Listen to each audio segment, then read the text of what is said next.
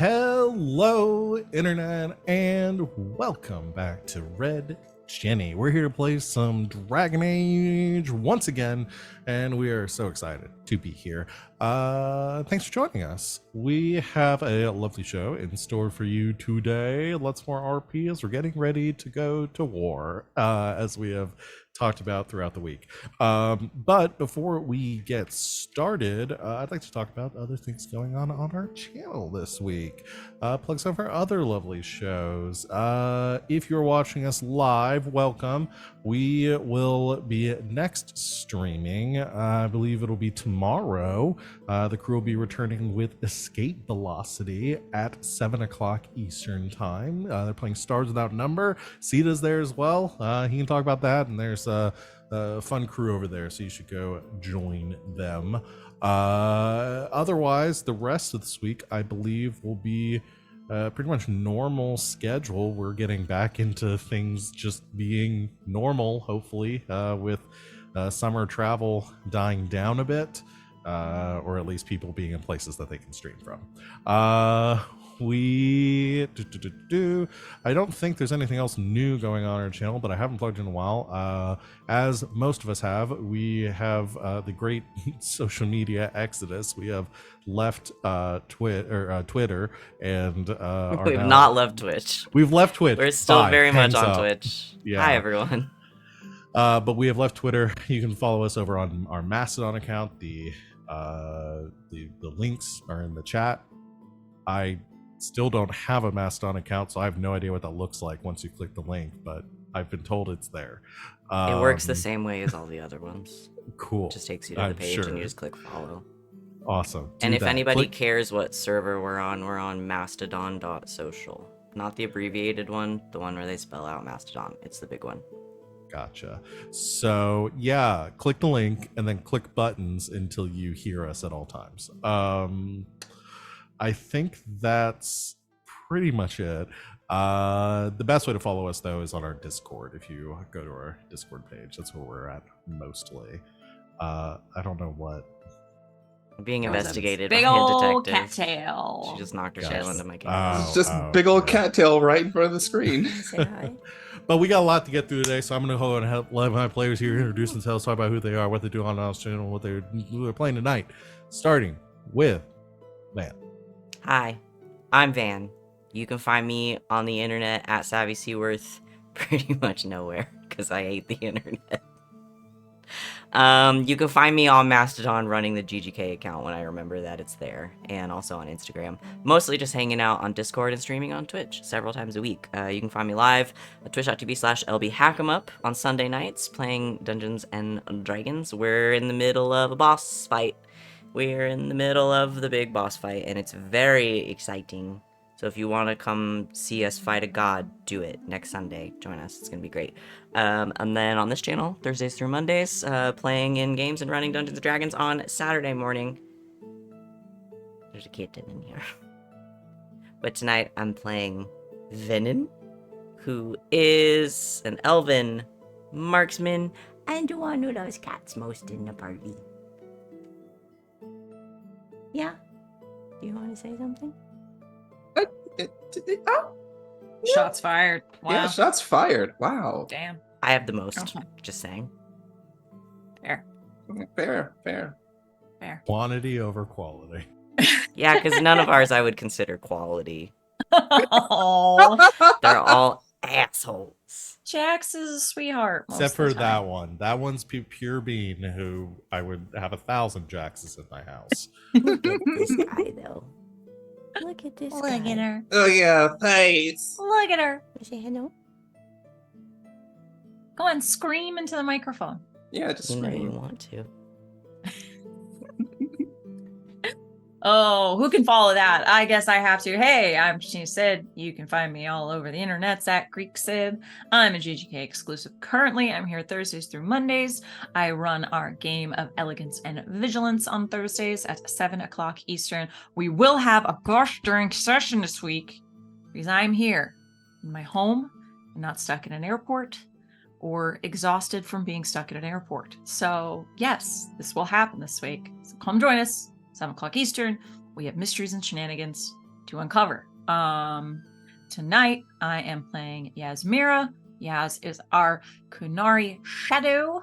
And I mean, as much as Sid loves cats, she probably dislikes cats the most in the party. Let's be perfectly honest.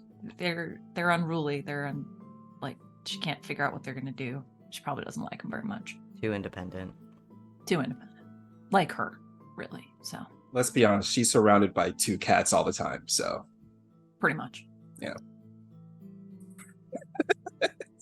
I guess that's it's me time. Sup, y'all? It's me, your favorite non-binary slime best friend on the internet. You can just find me on the socials at WALLE132, just like a cute little Disney robot. Just type it in. You'll find me. You'll probably will, except on Instagram because I don't use that. You can find me here as a GGK exclusive, playing in all the games that has been mentioned already. But tonight, I am playing Garas, the Elven Grey Warden duelist. I get to add that to my title. How you like me now? And Scared for your well-being, mostly. Yeah, yes. Yeah, pretty much. But yes, and Garrus definitely likes cats a lot. He relates to cats. So yes, Garrus definitely loves cats. I think Garas is the most like a cat. Yes, Garrus is the most like a cat, 100%. They are a tuxedo cat who has gotten into way too much trouble that they have no business getting into. They are the cat that when you hear something break, you're like, damn it. And you get up and you see something broken and you see Garrus as a cat sitting to the side like, what? I'll do it again. Hi, Internet. Hi, Mom. It's me, Sita. You can attempt to find me on the internets at Mr. Wilt or on Instagram at john.sita, where you can see pictures of lovely food I make. However, if you watch the first 30 episodes of this show and take the first letter of the first word that I say, there is a cipher. And if you can diagnose that cipher, you will find the address to a P.O. box where you can send me snail mail, because I think that's about where I'm headed these days. You can also find me, obviously, playing this wonderful game with these wonderful people every Monday and every other Tuesday. You can find me playing Escape Velocity with some other awesome GGK friends. Tomorrow, my robot and the rest of the crew are about to go into a metadimensional heaven-based realm and maybe fight some psychic god beings or something. It's getting big. Check it out. But tonight I am playing Andros Philippe Bastille de Cartier, also known as Carter, the human arcane warrior, and the most confused by cats out of the group. That sounds right to me. Hi, everyone. I'm Val. You can find me in the Kraken's Crown, lurking around the internet, mostly here over on GGK, Thursdays and Mondays, playing and running games. Other than this game, I run a game on Saturdays called Ward 47, or at least I do, for the next 2 weeks, as we are wrapping up that game. I know, so sad, but oh my god, Sita, if you could know what we have planned next. I'm so excited. I'll tell you off stream. I'll tell you off stream. Yeah, we haven't announced it yet, but we can tell you. Yeah. I feel like I should announce it considering we're like 2 weeks out. But you can announce it. No, every game I run at this point, I sit here like, am I gonna announce it? Nah, not today. I don't want to announce it until it has a name, though. Oh, it has a name. Well, you didn't tell me. You know the name. I told you guys the name like the last time we talked about it. I asked you to send it to me in writing. Well. I didn't hear it. Okay, see? Anyway, now I've, teased the internet enough. I'm not going to talk about it anymore. Tonight, though, we are playing Dragon Age. Are you all ready to get started? Hell yeah, dude. All right. Previously on Red Jenny, your gang of criminal miscreants, hooligans, ne'er-do-wells, raconteurs, jackalopes. I don't think we're Jackalope? ne'er-do-wells. Wait, jackalopes? Fine, capable creatures. Yes. Jackalopes. Had completed Legitimate business people. had completed or mostly Sometimes. completed We don't a rob from people that job don't fucking deserve it. Yeah.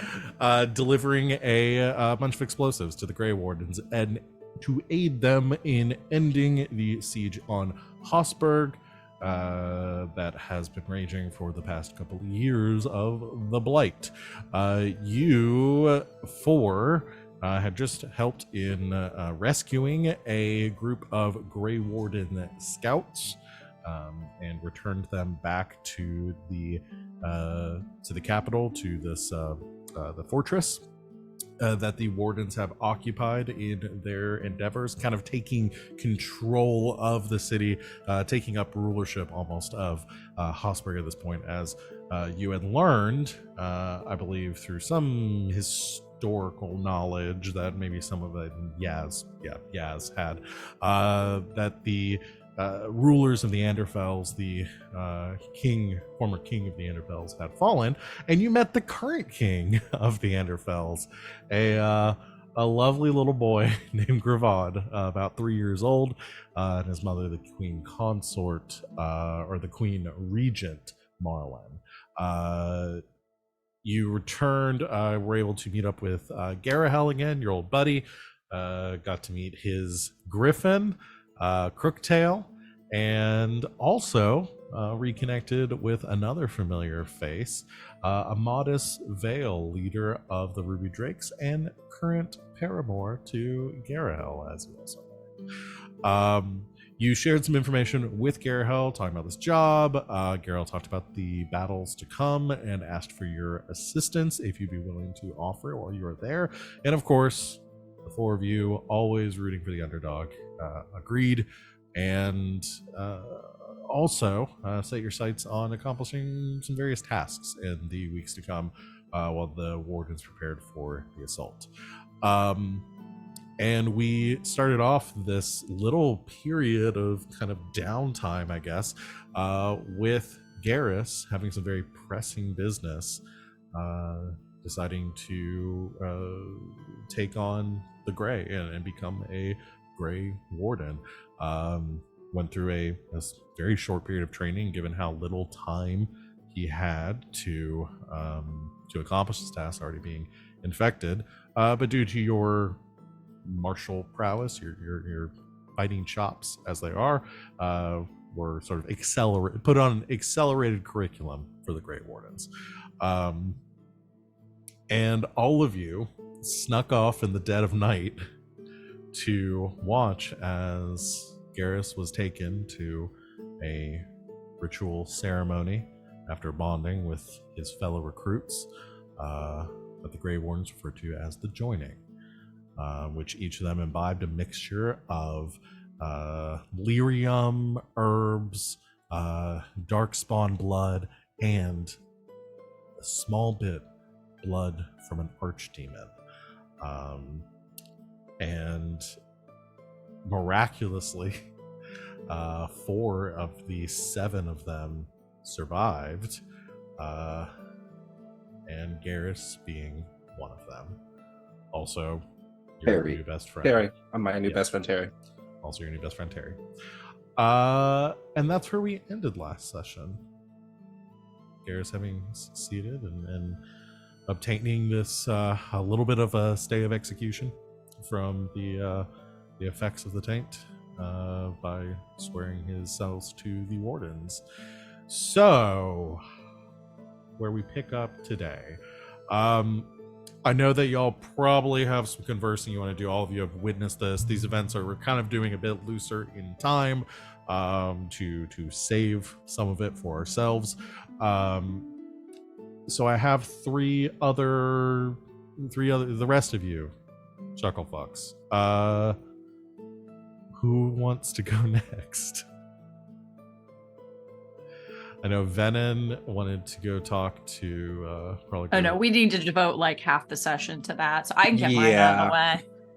We need to see Venehn's whole thing. Yeah, I will say Venehn and Carter's are probably going to be a bit longer. Get mine out of the way. Yeah. You want to get yours out of the way? Let's Okay. get mine out of the way. Okay. All So we can right. focus on them. Sure. One of these days, we're going to focus on you, though. Nope. Completely Yes. deflecting.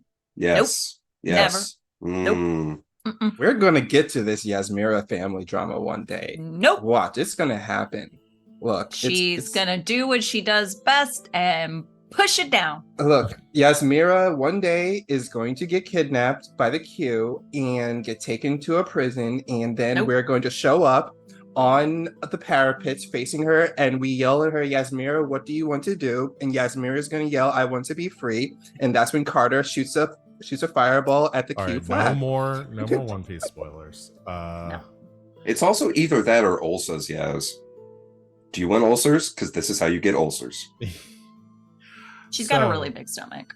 Yasmera, Yes. you are a couple days in. There's a lot of commotion growing on now. The war effort kind of has a goal at this point. A lot of movement in the castle. A lot of people prepping, training, forging equipment. There's just a lot of work happening. You're rounding a corner, heading to whatever you've been doing to occupy yourself in the past Reading. couple of days, and reading your smut. And as Smart you research. well, you don't have the research yet. That's what I'm getting to. And as you round the corner, you bump into, almost like running into you, you see Garahel, who kind of stops. There's a couple other wardens behind him, and he calls, "Oh, Yasmera." Sorry. That happens a lot. We're deep in conversation, but I was actually looking for you. I'll speak with you later. Dismissed. And the other wardens give a salute and head off, and says, "Follow me, please." Whatever it is, I didn't do it. You're not in trouble. I'm trying to follow up on a specific request you made. Oh, right. Yes, lead the way. Go on then. And Garahel leads you down the various halls and passages of this castle, leading kind of deeper down underneath, and says, "I've been able to find, scrounge together whatever we could.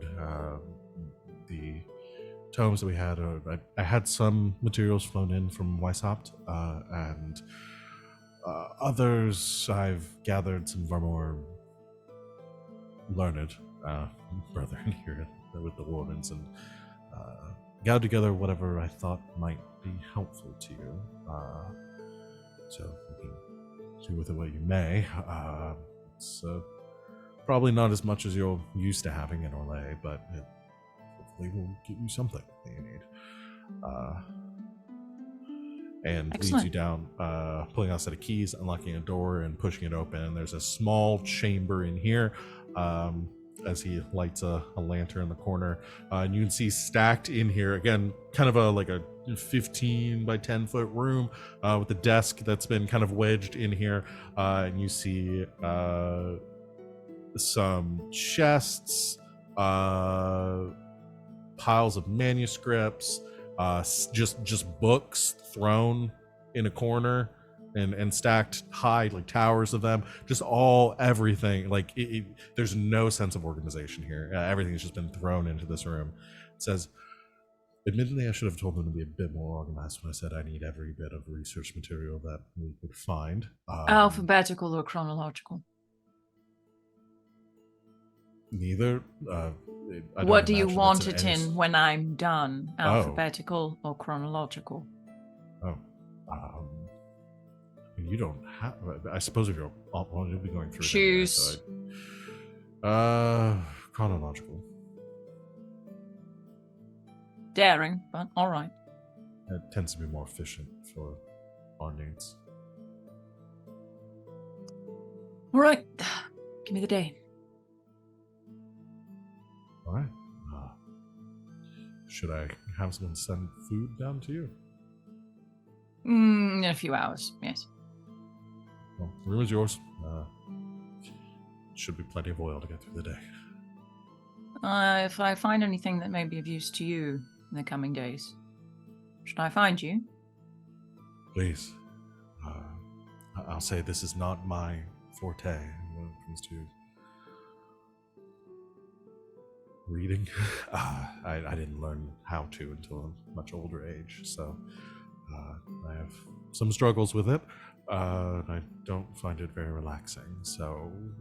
She starts to name off just very basic, military maneuvers, things of that nature. Like treaties on military tactics, like the art of war, all that stuff. Yeah,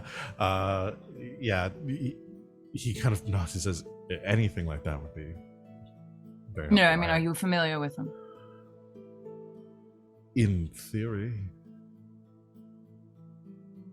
I'll make a list. Right. Thank you.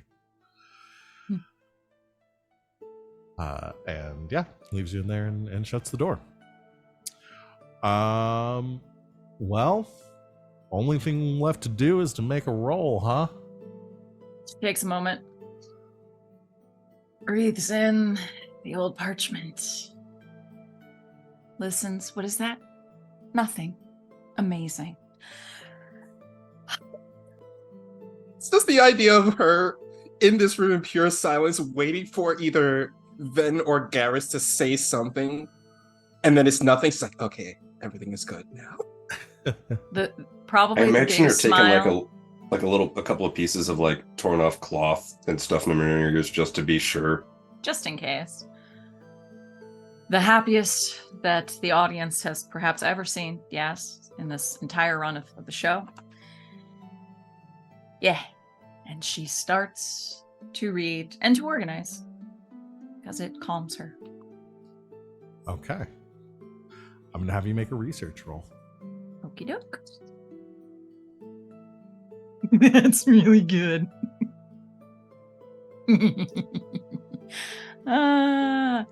Okay. When is it not?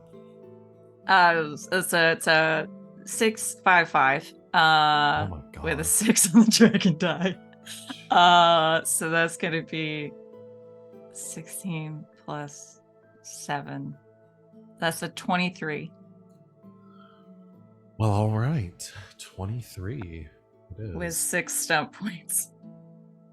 Yeah. Let me see. I guess this would be. Let's see if any exploration stunts might. Yeah, you could do exploration stunts here. Obviously, some of these aren't going to apply with a flourish. There's no one else here. I don't really think advantageous positioning is going to help you either. No.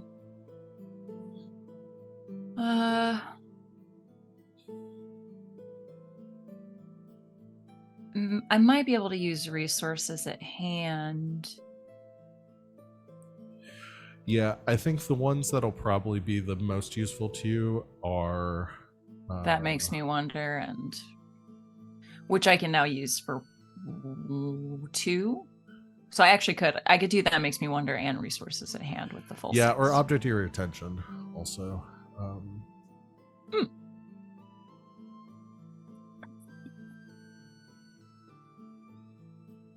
So once you find something, that would give you a bonus on any other checks with it.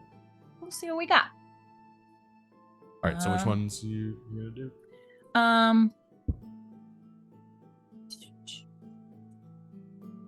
I'll hold on to the resources at hand for now, but for right now, maybe we'll do a that makes me wonder, because I can do that for 2, and then I can do one of the other ones. So I do a perception test. Okay. At no additional cost to time or resources. All right, so... That's not as good. That's all right. That's just going to be an 18. Okay. 18 research. All right. So, getting the easier part out of the way, you spend a lot of time kind of combing through the books here. A lot of it's just sorting, like things that are useful to you right now, things that are not useful to you right now, things that might be useful to Garahel. And you begin to sort through those. A little bit dishearteningly, the not useful pile ends up being the bigger one as you're going through everything. But you do find a number of books here that will probably be useful to Garahel. As far as military tactics, you find some documentation on a lot of like historical records of battles in Blight's past that were taken by Warden commanders at that time, talking about Darkspawn tactics, how they fought, what battles they won, battles they lost, and a lot of information there, which will probably be very helpful to Garahel. So that will probably help you, because I think we said it as another part of this, y'all will be able to maybe do some checks to maybe help Garahel in preparing for the battle. So this would at least give you the opportunity to do that later on. So you definitely, with the success of that magnitude and also with Garahel kind of cluing you into that, you're able to find those things and set them aside for to deliver to him later. But that you're able to do pretty fast, because you're also not like reading those. You find them, that's not really useful to me, I'm going to put them away while you begin to go through other documents. Your main target of your research is the architect, and you skim through documents for hours. I mean, you're down here for a long time, going through historical records, treaties kept by circle mages during the third blight of different like going back in history to try to find any reference to this. I mean, pertaining to Darkspawn, to mages, to other strange creatures and abominations that might have been witnessed or categorized at any point during any of the preceding three blights. And it goes for going for a long time going through these, and you are struggling to find anything that's very that's on point for you. I think at some point Garahel comes in, gives you some food, having realized it's been a few hours at this point, kind of getting hungry, you begin to eat, and Garahel kind of, I give him the first one on the pile, tell him to start reading it. okay, takes it and leaves you to your work. And you start sorting through it. And I think at some point, maybe out of frustration or maybe something else, you turn to find a old kind of beaten tome in the corner of the room that you're not even sure whether this was something that the wardens have or something that somebody else threw in here at some point. Maybe there were already some books on this table. But you find a very old copy recorded, which isn't done very often, but a record transcript of the Chant of Light, which you would know is a religious text. This is the gospel of the chantry. This is their Bible. But this isn't you notice this copy isn't. This is more of like an academic copy of it. Like there's lots of like each of the canticles are transcribed and like transcribed down, but on the page next to it there are like historical or academic like musings and theorizings on different aspects of the chant. Nothing that goes so far as to say like to try to like disprove anything, but things that maybe try to explain like this maybe coincided with this event that we know about, or what these things might mean. So it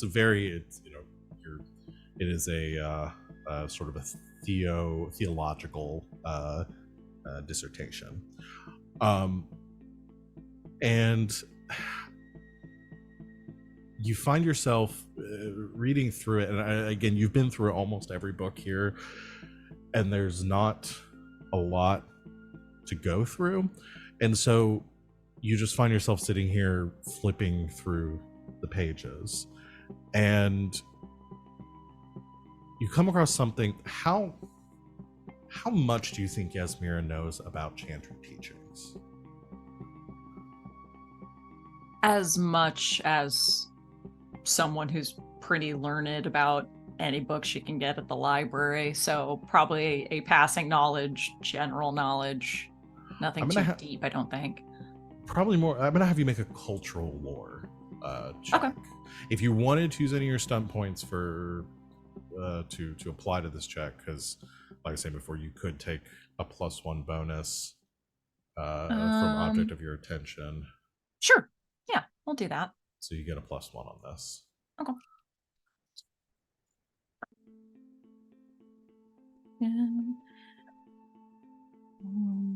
That's 12, 13. That'll be a cool 20.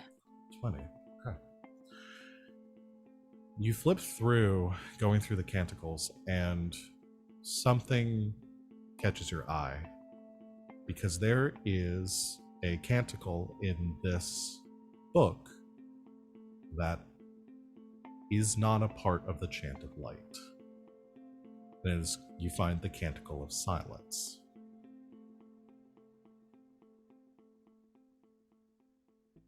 And you like with that cultural lore, you realize like something hits you, and you remember maybe sitting in a classroom, listening to one of your theological lectures, and where somebody from the Chantry I came found and the did agnostic tablets. Oh my god. well, and you realize, so the Canticle of Silence, and I'm going to give you this as like, you know, from that check, and this is kind of what clued you in. The Canticle of Silence was originally part of the Chant of Light during its initial transcription, but it was deemed, it was actually removed from the official chant earlier on, like back like First Blight era, sort of like later on in it. It was deemed not to say heretical, but was almost seemed like this isn't essentially the idea from the chanter was like, this is Tevinter propaganda, and we don't want this as part of our because it paints some things in a bad light for us. But instead of like fully outlawing it, like it is not like censored. It's not something that people would necessarily like, you wouldn't get arrested over having this, but it is not something that is taught anymore. It is only something that's examined academically, which is why it is in this book. But given its name, I imagine Yaz decides to read through it. All right, I'm going to give you all a lore drop here, so you're just going to have to kind of bear with me as I read this. Love a lore drop. And you begin to read in the scratchy, like the light flickering behind you. You see this ink transcribed across the page in stanzas as it is written out. This canticle, and you turn to the first canticle of silence, or the first chapter of it, I guess, which reads: "First among the old gods was silence. His least whisper could end wars or topple archons. A single word could turn recrimination into glory. The sacred fires of his temple burned, rare incense, and the trees of Arlathan, and lapped at the bones of slaves, while his altar dripped with the blood of sacrifices that never dried. The high priest, conductor of the choir of silence, ruled above all the dreamers of the Imperium, wisest and most powerful of the Magisters Sidriel. In his dreams, he alone heard the voice of silence. Open the gates. To my golden city you must sojourn. At the foot of my throne I shall anoint you, my most favored of my disciples, and I shall raise you up to godhood, that all mortals shall know your glory." The call of the old gods filled the high priest's heart, consuming all his waking hours and turning his dreams to ash and bones. Every priest and acolyte of silence to the great choir assembled, and the high priest shared with them the words of silence.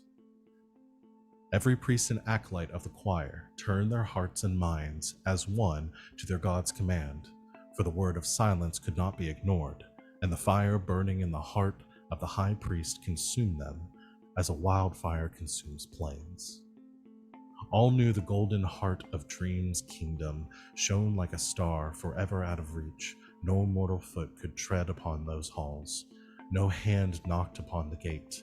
Secrets beyond measure were the keys the choir of silence would need, and they had few. And so the first acolyte spoke to the high priest and said, "We are the masters of secrets, but our God demands more. Let us to the builders whisper, and they who construct monuments to the glory of the gods shall build us a road to the golden city, where your promise shall be fulfilled." And the great conductor of the choir heard him. The high priest of beauty, architect of the works of beauty, designed every work and wonder of the Imperium according to the plans of his God. To him, the conductor went in secret, armed with the whisper of silence. But the high priest of beauty was sorely troubled, for he served only the great plans, and would in no wise raise a servant of silence above himself or his God. And yet, the fire in the conductor's heart ignited within the architect a terrible flame.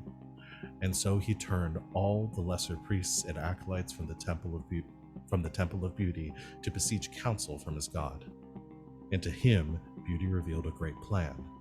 Open the gates, and when you stand before me, I shall give you designs that shall rival the greatest of heaven. I will make you the first among the new gods, and you will build a paradise on earth. And so High Priest of Beauty returned to the conductor of silence and promised all the skill of Beauty's designs in reaching the Golden City.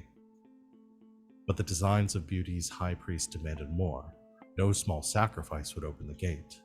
And so the High Priest of Silence went forth again, to the Watchman of Night, to the Fortright of Fire, to the Appraiser of Slavery, and to the Augur of Misery, and last of all, to the Madman of Chaos.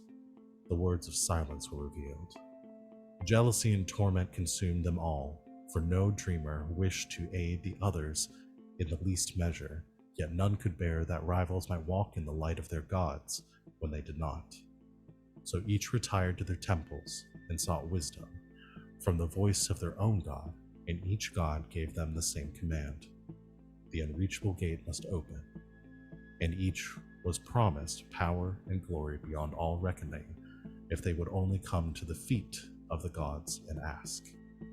And so they joined in secret, telling none who were not of the temples of their designs, and in Minrathus, in the heart of the Archon, a sliver of fear grew, stabbing like a wound, though he knew not why.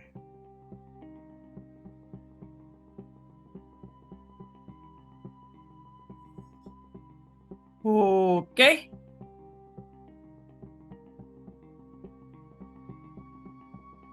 That's a lot.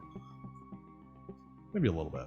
I will try to put this in the chat, but I'm probably gonna have to do it like a couple of stances at a time. That's fair. That's fair.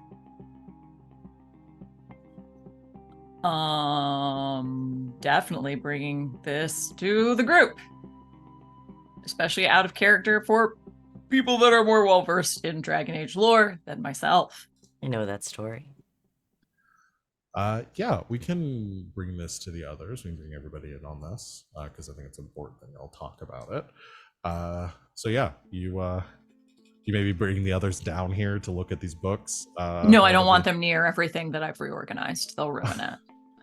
So we'll set this aside. We'll completely chronologically organize the room, which takes like 10 minutes, and puts that on top of the stack of stuff that she's going to bring to Garrett Hill, and then goes and finds the others. Okay. So you find them all, and y'all find a place to talk privately, I guess.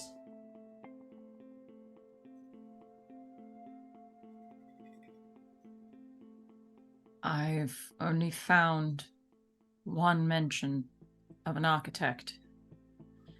And who, buddy, is it a mention? Well, Blech. what is... Oh. I know that story. You do? You do? Well, bits and pieces of it. I think everybody who's lived around the Chantry knows where they think Darkspawn came from.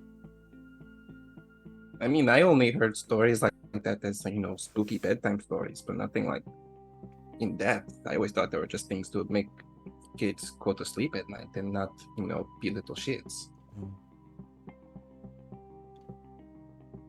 Lady Rishilu goes to church because she's rich and you're supposed to.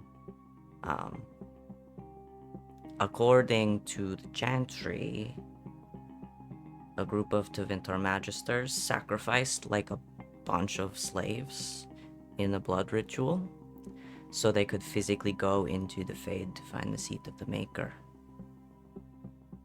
That's the Golden City. And that did not go well. No, they were cursed for their hubris and the gods turned them into Darkspawn. And now the Darkspawn and we have the Blight. Right. It's a good story. I mean, except for the sacrificing part. It's pretty badass. But the whole part with the architect. Yeah, I don't know that part.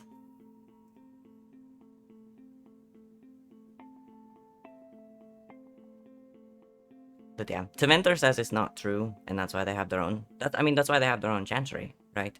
Is because our Chantry blames them for all of Darkspawn and corrupting the Golden City and turning it into the Black City. The Maker getting really pissed and leaving. And Tevinter was like, hey, that's really fucked up that you're telling this story about us. We're gonna make our own church. That's partially why he's called the Black Divine, too. So They basically do everything opposite from the Chantry we know. It's like the Black Divine, and where our Divines are women, there's our men. It's like a whole... Which is really sort of reductive, but What are you gonna get from a country who has slaves? This is true. well, quite right. But what it's saying is that it really came down to this architect and these words of silence. Looking that way. Yeah, I don't know that part. But that's... makes Who sense. here thinks that their character would have some sort of? I mean, so Venehn, you clearly are, has picked up some religious teaching from. I figure being around a noble family as much as he is, Yeah. he's probably I had think- to hide in a balcony during a freaking Chantry service to make sure nobody kills his patron. Yeah, I was thinking of anyone Venehn. I Yeah. was imagining maybe Carter. Yeah, I think the Descartiers were pretty religious, and then I was in the tower for a few years too. So Mhm. Yeah, so you would know some of it. The Chant of Light is sung very often in Orlais. I think one of you actually at some point visited the temple where they Yeah, sing that was me. Yeah, that was Garas where they sing Yeah. the Chant of Light constantly. Imagine I was singing that whole thing. I couldn't. Yeah, figure they out a way to sing do- everything. Mm-hmm. Yeah, so, but that would have taken a while. Either one of you can make me then, or Garrus, not religious. Yeah, not religious. Ours isn't a religious one, so yeah, he wouldn't know. No, the most he would know is just like I said, stories to keep kids not to be little shits. That's fair. I assume neither one of you have a focus in religious lore No. Nope. or cultural lore. Okay, you just make me cunning checks then. I'll give you both a +1. No. Not for you. 16. 16 is pretty good. 12. 12. I think Venehn, what you relayed is about what you know. With a 16, I think Carter, you maybe a little more comes to you. And yeah, I'm essentially verifying what Venehn was saying is that prehistory in ancient times, there were both the historical, this is kind of where like history and religion at least intersect a bit, because this is both accepted as like historical truth and religious truth, is that 7 Magister Sidriel, which are essentially the high priests of the old gods, or were the high priests of the old gods when they were worshipped openly in Tevinter, opened a gate to the Golden City with blood magic, the Golden City being the seat of the gods, the seat of the Maker. They opened a gate to the Golden City using blood magic to enter it physically. Upon stepping into the city, allegedly the city turned black as they stepped into it. It was corrupted, and they were cast back into Thedas as the first Darkspawn. And then the blight began from there. There's a little bit of like disagreement about like when the archdemons came into it, whether the Darkspawn awoke the first old god, corrupting them and turning them into an archdemon, or whether an archdemon awoke and destroyed and created and called the Darkspawn. Either that's way, a little bit... Tevinter denies it vehemently. yeah. And the first of the blights was the corruption, and the body was sort of recovered at the time when the first Grey Warden slew the first archdemon. It was the archdemon Dumat, who was the old god of silence, and that was like kind of the history of the first blight.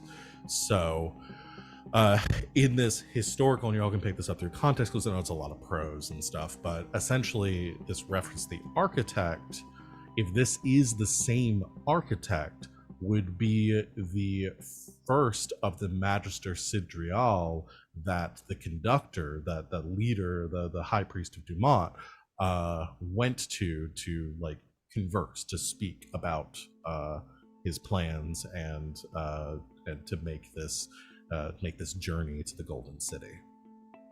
And he would have been the high priest of the old god of beauty, Erethrial. Or Utherial, something like that.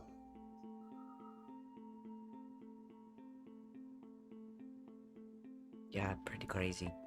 That's just pretty wild. Themiel. Sorry, I just found it in my notes. Erthemiel, the dragon of beauty. You're gonna have to not whisper it. Sorry, Erthemiel, the dragon of beauty.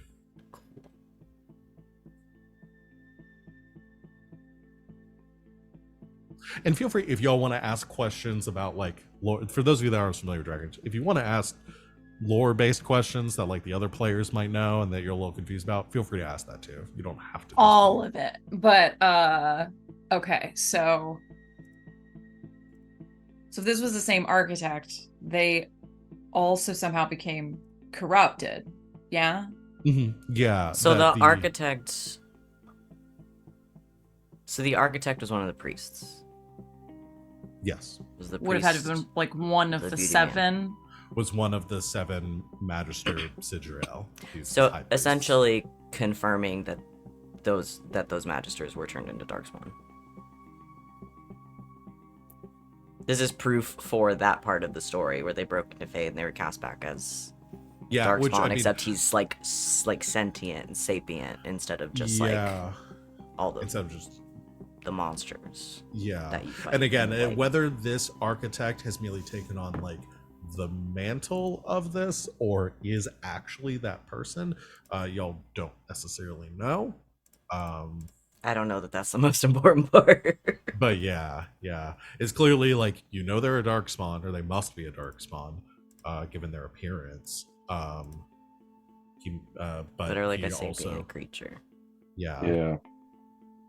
But also in context, this was also thousands of years ago. I don't think anybody really knows how long Darkspawn live. Yeah, how long has this guy been, like, is this like a new thing, or did it just recently happen with the architect guy, or did he just Boop came in out of nowhere and said, "Hey, I'm the architect now. Fuck you," or something like I that. mean, I mean, Yasmera, you read a lot. I don't know if anybody's studied like the lifespan of a darkspawn, because you don't really catch them to study them. You just kill them and send them back to the deep roads. But like, if this guy's like crazy good at magic, and especially if he was a Tevinter blood mage, and was like #1 disciple of of an old god, that could be the same guy. We have no way of knowing. And if he's like thousands of years old, that's a lot of time to practice magic. So he's probably like crazy powerful. Where has he been this whole time? I Just don't know. biding his time? Well, I mean, the way the guy was talking, like it sounded like he was doing that exactly, Yeah, fighting his apparently time, in the trying lab to- somewhere doing Yeah. research. He was researching for thousands of years, and then it's like if you, Yasmira, was locked away in a bookstore for like thousands of years, and you came out like, oh, I'm smarter now. It's You'd kind of find like like that. the meaning of life, or Yeah, the next step in the joining that the Grey Wardens haven't found yet. exactly. I mean, that's probably why he thinks he's so confident in it. He did all this research, so he feels that, hey, I know what's up. He may be using the timing of the blight as an opportunity to further test his findings. And even if it's not the same Magister, and even if he's not that old, it's a very specific moniker to pick, and when you're doing something this big, you don't just pick an alias willy-nilly. It's No. not a coincidence. He is certainly skilled in magic, a trait not often found amongst the Darkspawn. I was not even aware that we had entered the Fade, that we were dreaming. It should make sense if he used to be a Magister. So at best, he took a very pointed moniker, and at worst, he's literal 1,000 upon 1,000-year-old former blood mage turned darkspawn. Or it Either could way, he's just a be really powerful poor. mage. Yeah, or it could be this weird combination of both. I mean, if I know I would, if I kind of trained myself in something for thousands of years, I take a monitor to reflect that 100%. Yeah, I'd be like Venehn, the super smart wise guy, like, you know. Yeah, I'd be Gaddis better than Venehn times 10. Well, I'd be Venehn smarter and better at bows than Garas times 100. Then I would be Gaddis smarter and more prettier than Venehn times 1,000,000. Then I would be Yasmera, I Venehn the believe it prettiest and would looks be- the most better in a dress than Garas times infinity. Turns to Carter. Beneficial to impart all of this information to Garahel. The context as well as the specific information. If he is to meet with this being, he should be prepared for the possibility of what he is speaking with. Yeah. So you For all now, at want least. me to have that conversation of potentially convincing him to meet with this creature? I can do Is it that- if you don't want to. Yeah, I could talk to him I also. feel like I can be there for context, but maybe one of you might want to. We'll be actually... the vessel for your Yeah, genius information. we'll show up just to be like, Yasmira's smart. You can listen to her. Or you give me you give me and Garrus like the big talking points, and then you're like the bullet points underneath. You do the context. Yeah. Sounds like a plan. He has a lot of reading to do anyway. Hoists up the books. Where did you get those books from? We couldn't find you all day. We got worried that you left us. I wasn't worried. I was worried. Garahel gave them. Garahel gave them to me. Oh. Is there a library here? Oh, is there a library? No. Let's go. Okay. All right, so the four of you go find Garahel. Do you think Hang on. we're Hang walking on. along the way? Do you As- think the Grey Wardens have like romance books? They probably do. They probably have romance books about like something like, oh, I am a Grey Warden torn between two worlds, something like that. I can most assuredly tell you they do not. When will my Grey Carter- Warden husband come back from the war? Don't Carter, what were worry, my you love, I saying? shall Because they're just return doing to you. bullshit now. So I know, we're but gonna move this I'm- along. Mine's bullshit too. I think I have to let chatter dice down a little bit. You've activated his trap card. God There's damn it. like that 7-second lull, and then Carter goes, I believe any sufficiently large enough collection of books in one place qualifies as a library. So there is a secret library that we don't know about? You all go find Garahel. I bet Garahel will let us in. I think he would. Who's in the I'm middle a Grey of Warden now. I can do that. Oh yeah, Garel's- you can just let us in. Yeah, I could. This is good. You're like private Garrus right now. You are absolutely no authority to do anything. Garas doesn't know that. Garahel considers us PFC friends, though. Garras. Garrus doesn't know that, and Garhel's my best friend. Garahel hugged us and said we were his friends. That's true. So, You find Garahel. Gary, Hey, Gary, how are you? Oh, hi. Oh, books. Great. we got some info. Some serious info for you. Serious. All right. You Is this better the sort of hold thing- on to your butts because it's going to blow your mind. He just has the one butt. Should But I? you can hold on to my I'm butt gonna if you close really- the door. I'm assuming this is either embarrassing or private, and so No, closes it's just the private. door of the chambers. All right. What you got? These 17 are for you for some light reading. I'll go over them more in depth later. Thank you.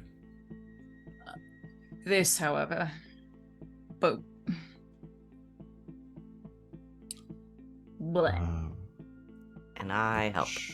We, Garrus, and then give a presentation equal to like some big corporate presentation of like, look, I've this is happening. introduced everyone to the ancient Dalish tradition of the PowerPoint presentation. Yes.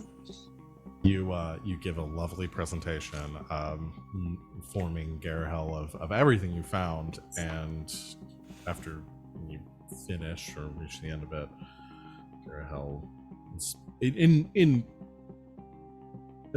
admittedly appropriate stunned silence for a bit, and then says, "And this person wants to meet with me." Yes. Pretty much. He wants Why to present his research to And the that Grey leaves Wardens. that leaves us very, skittish because we don't know how they're going to present this research. Because when they talked to us, they did the whole thing of like, boom, zapped us into another dimension and everything. Well, they said they were going to bring one of their subjects. Why? They wanted to meet. This thing wanted to meet with me specifically, or I think he more just knew that we knew some Grey Wardens, so we Mhm. brought it to you because we trust you. What did he say specifically? Like a leader of the Grey Wardens or something? Something like that. Yeah. yeah. I don't know if he mentioned Garahel specifically. I don't think he but I- did. No, he didn't. No, No. we just know Garahel. So we were just like, we know him. yeah. So we brought this to you because you're smart and also reasonable. And really, And- you're the only Grey one that we know personally. Yeah, and we were coming here anyway too. Well, I'm honored. I'm honestly for a loss here. I if this thing is a darkspawn, then I see no reason why we shouldn't ambush it or use this as an opportunity to try to destroy it. It's not just like a mindless. It's like a scientist. They're like a scientist, kind of. It's cogent, coherent, sentient, They quite think, intelligent. yeah, Very they're good not at like, magic. yeah, they're not like, snarling beasts. They actually have coherent thoughts and ideas and everything. And apparently have been conducting a research for a long time. Which is why we mentioned the whole chant of the silence thing. Right. Mentioned another step to the joining. Said one that you haven't discovered yet. And one that would alleviate the call. Wouldn't make the calling the problem. That is the only part of what he has said that I find truthful. In our discussions with the Darkspawn of his order, they expressed freedom, a form of sentience of their own, no pull to the Darkspawn. However, this still seems as if he's attempting to hand the proverbial poisoned apple to a starving man. We have no way of knowing that, though. Agreed. Well, either way, for something this important, I'll have to speak with Warden Commander Avasha.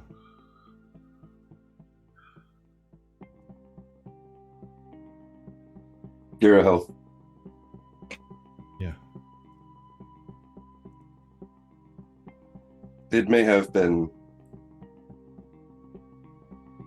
just a dream, though I am loath to use that term. But I had a vision some months ago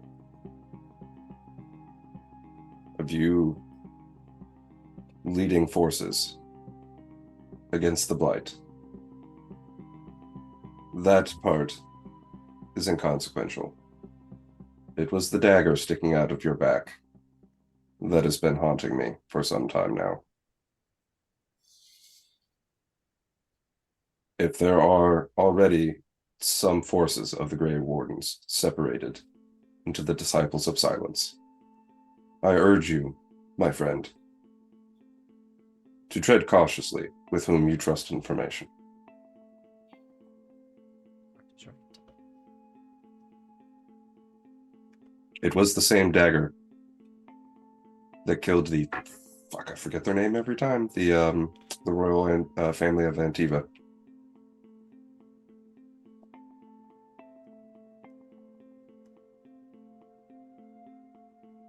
And Darkspawn don't tend to stab in the back. No. Nor do they use ornate daggers. I'm familiar with the one you're talking about. All right. Who has it now? Last I knew, Arlo, our friend, had it.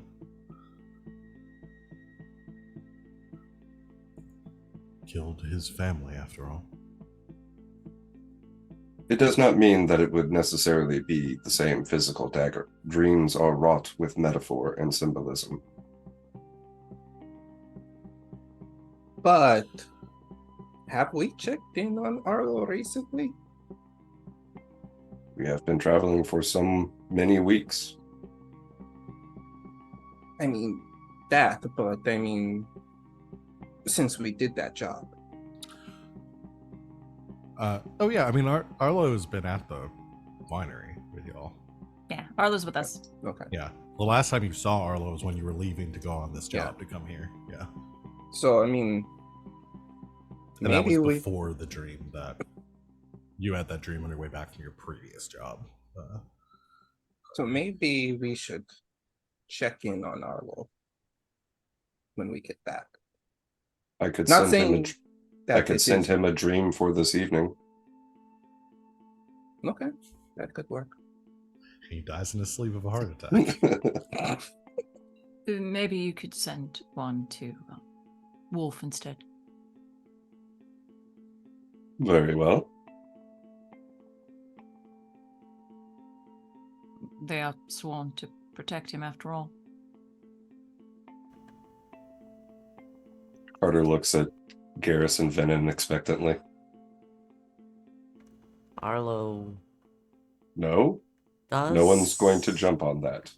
No.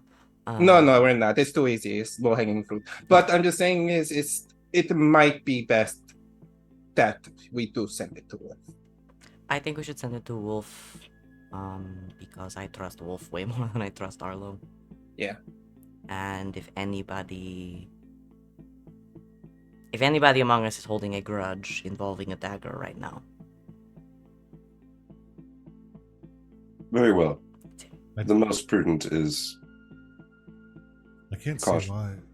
see why Arlo would have any sort of grudge against me. I mean, not sort you of saved his specifically. life. But his we family was also just murdered. had a discussion about one of the 7 magisters who may have stood upon the seat of God. Yeah, I'm sort of processing that one still. Believable has become a stretched term, I think. All right. Well, the way I see it, we have long-term and short-term problems, and I believe the war right now is our short-term problem that we need to deal with. We're on the edge of a conflict that I need to focus on when it's done, assuming we all live. Let's figure out what our next steps are with our friend the prince and this architect. So the 2-year-old is the king because everyone thinks Arlo is dead. No, this is a different country. Okay. You're in the Anderfels. Got it. Yeah. That's different Antiva. country. That's Antiva. Got it. Immediately, they both start with A. They I- Yeah. A lot And it of gets a dead bit royals in this time of history. There really I are. think There are just like a lot of dead Yeah. royals whenever there are royals.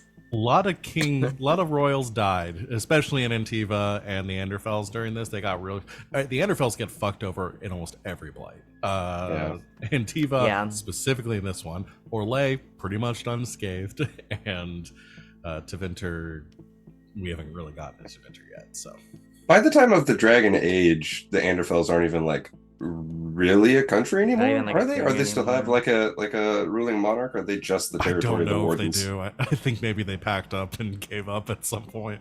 Like, we're going to stop trying to have a country here that gets attacked by monsters every few centuries. Mhm. So, yeah, I'm not sure.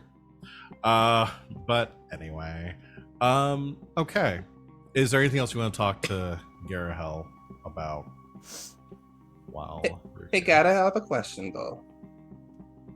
All right. So I know I just became a Grey Warden and everything, but when do I get the Grey thing?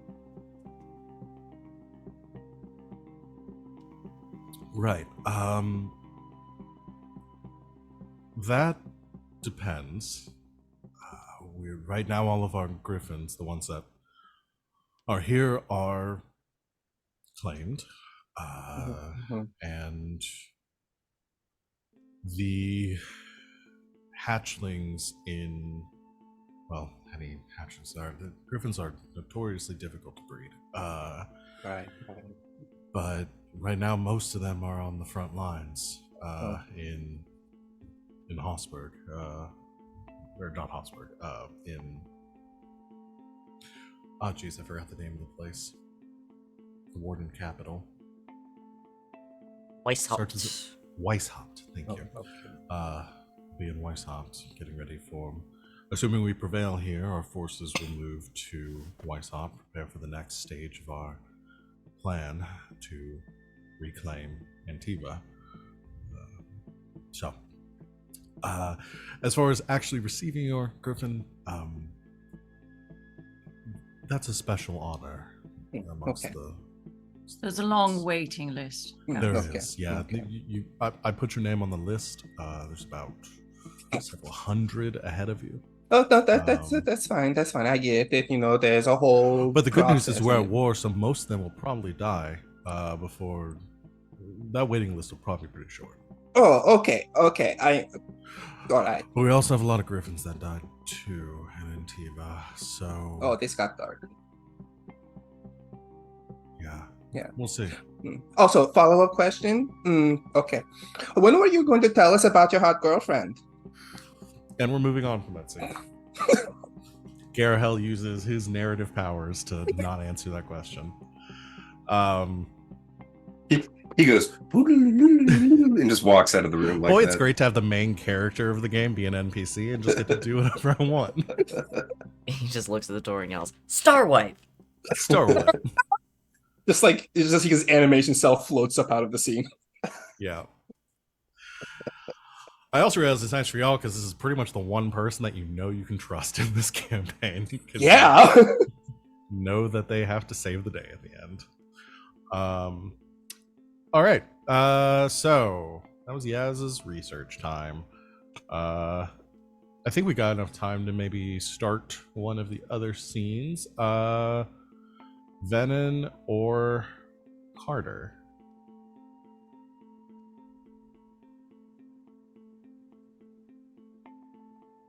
I've got You want- snacks here for either. So You want- Yeah, roll I got for this it, or- right here, ready for it. Let's go. Okay, Yeah. here's the thing. Do we want sad or flirty? Let's do sad first, Okay. so we don't end on. Let's not sad. end on sad again. Okay. All right. You ready? You ready, Sita? Yeah, I might need some tissues ready, but it'll be good. Okay. I'm gonna put on some different music for this. We don't really need the spooky music here. I mean, he is a ghost. I don't think that's the music I want. Got the either. pottery wheel ready, huh? This is the music we played during our PowerPoint. Yeah. I think I'll stick with this. No, I'm just gonna go back to this one. All right. Carter, you were going to be accompanied by some wardens who were going to requisition more horses from the sorry, I have to get up my notes of family names and all this. Roth, thank you, from the Roth family. The Roth Ranch. Is anyone coming? Did you ask anyone to come with you? I'd ask everybody. Okay. If they want. Everybody knows why you're going too. That you're bringing Eckert's remains, and like, have you told them your plan for this? Not all of it, but yeah, just to take the remains back. I understand there is a great deal of responsibility for us to undertake in a short time. However, if any of you choose to accompany me, I would be grateful for your companionship. Garas punches Carter in the shoulder. You know I would come with you no matter what, buddy. This is really important to you. Me too. family comes first. And you're our Thank you. family. Mhm. I know. Thank you. You find yourself around mid-morning the next day, the four of you riding on a horseback, accompanied by a small group of wardens, including Sergeant Hansen, who's joining you as well, who will be handling the business side of things, and a couple of other wardens to keep you safe along your travels, give you some backup. You head south from Hossberg, across the fields, mostly swept and kind of dead grass from the receding frost. You can catch even like maybe little bits of green coming up every now and then, but far and away over this rolling hillside, a lot less, again, a lot more flat than Orlais. You're able to make out the distance of a ranch. Or the shape of a ranch in the distance, large paddock that is fenced in with a few dozen horses grazing in the midday sun, getting the bit of warmth they can as a chill breeze washes over the countryside. And in front of this ranch is a modest estate. Looks like probably has been built out over several centuries or several decades of a home well established here within the outskirts of Hossberg. And you can see also a small like battalion of wardens that have been here keeping guard over this kind of vital resource for their effort. As you approach, a few of the horses in the paddock come running along the fence, just hooves pounding against the hard impacted earth as they race past. And you can see a couple of figures moving along. There's like a farmhouse around the back, and with large like hay bales built up next to it. A silo as well, and you can see a few people working, maybe some farmhands around, keeping the horses safe and well fed. But as you approach, Hanson, the first to dismount off his horse towards the estate, you see, just based on the commotion here of this new arrivals, a figure emerges from the home. You see a woman with brown hair that is kind of pulled back very kind of loosely around her, like keeping it out of her face. She has freckles. You can see like a sun kiss despite this winter season. She looks to be maybe about like mid-30s, so young, maybe a little older than Carter, and she looks like a farmer. I mean, she looks like somebody pretty strong as well. And Carter, as you see her, you very quickly catch, like, you never met No, but I figured we would have family. talked about, yeah, he would have told me a bit about his and vice versa.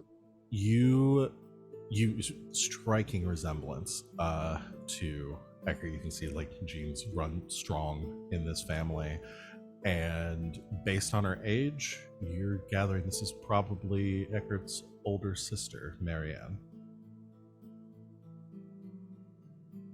Or Mariana, sorry, not Marianne. She comes walking up, and Hanson steps down, and Amelia goes to approach, and you can, like, they're having some conversation. Hanson is kind of starting off saying, we need some, we're looking to requisition more horses. Any you have on hand will compensate you fully, and any that are available for our efforts. We had some developments, and we'll need every mounted soldier we can, so whatever you can provide. And Mariana says, I can certainly, I'll talk to Mom about that, but yeah, we've been ready. A few of our breeding stock we'll have to keep on hand, obviously, but we'll talk contracts here in a bit. Coming out of the cold, the kind of looks over his shoulder towards the group of you, being kind of a motley crew that aren't immediately wearing. I have my hat on again, covering my horns. I don't know how these people feel. Not immediately being wardens on site. And Hanson turns, acknowledging you, and says, "Oh, these are some, I suppose you say, allies to the war effort." Kind of looks to you, Carter, like, should I make introductions? You're the one that wanted to come here.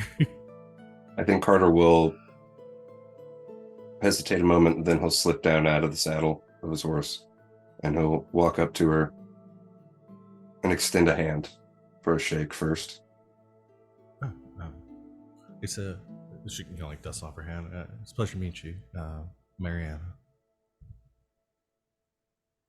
My name is Andros Philippe Bastille de Cartier, but you may know of me as Carter.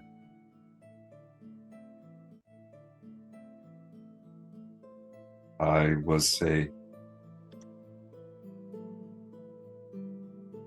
companion of your brother, Eckert. Your Carter?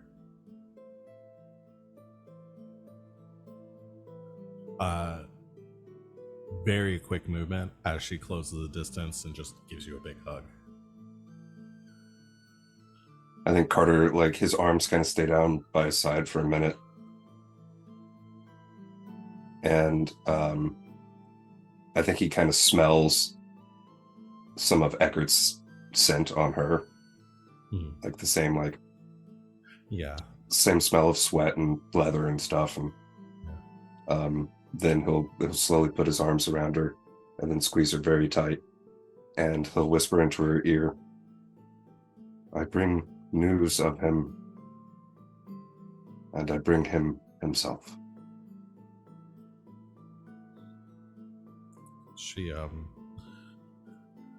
She steps back, and you can see like tears kind of already welling up at the sides of her eyes.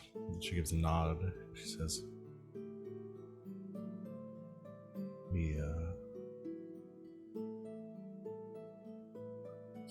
let's go inside.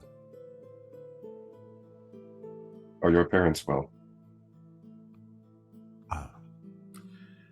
Ma, Lorraine is she's inside. She's well.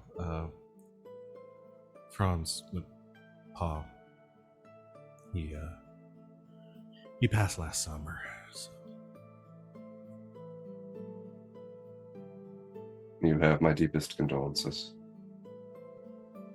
But Julian and Tommen are here too, so I think they'd like to meet you. You would know those as younger brothers. I believe this concerns all of the family. Yeah. Come inside, all of you. You're welcome. But it's warmer in there at least. She kind of like bundles up a bit from the cold and leads you all inside. Will I fit through the doorway? Yes, you're not that big. I'm 6'8". Yeah, you're 6'8". You're not 10'5". I don't know how big these As houses someone are. who is 6'6", this is a real thing. Okay, It's a concern. It's you. Even if you think you don't fit through a doorway, you will naturally, instinctively duck your head. Yeah, no, I understand. Yeah, but yes, you can fit through the doorways. They're not hobbits. you can fit in their home. Cool. And you all head inside. I want to take a break here. So, we're gonna take a quick break before we get into the rest of this scene and then finish out our session. So, thanks everyone for watching. We're gonna go stretch your legs, drink some water, all that good stuff to refresh ourselves. We recommend you do the same too. And we'll be back in a few minutes to finish things out. So, see y'all in a bit. Stay tuned. Welcome back, Internet. We are all refreshed, we're snacked, we're hydrated, and we're ready to go. So, picking up where we left off, I've got to get back in sad mode. Sad time hours. Wait, you can turn it on and off? Yeah. I wish that was possible for me. You are. What is your secret? Led into the home of the Roth family. This is a fairly nice estate. Like this is a large farmhouse. They have lots of space here for pretty much the entire family lives in here, and it's well kept, well maintained, heated. They're far enough away from the attacks and the main city that it seems like they probably avoided most of the dark spawn here. But the home is warm and inviting as much as it sort of shows like the history and the like proud traditions of this family. You're led into a sort of a seating area in this off of the main foyer entrance, and are offered comfortable accommodations, as well as Mariana brings out some hot tea for everyone, and joining you fairly I think she, as you're kind of sat down, Eckert, or sorry, not Eckert, Carter. She, brings out the tea to you, and she says, "Do you want to talk for a bit before I get everyone else in here, or I don't want to put too much on you."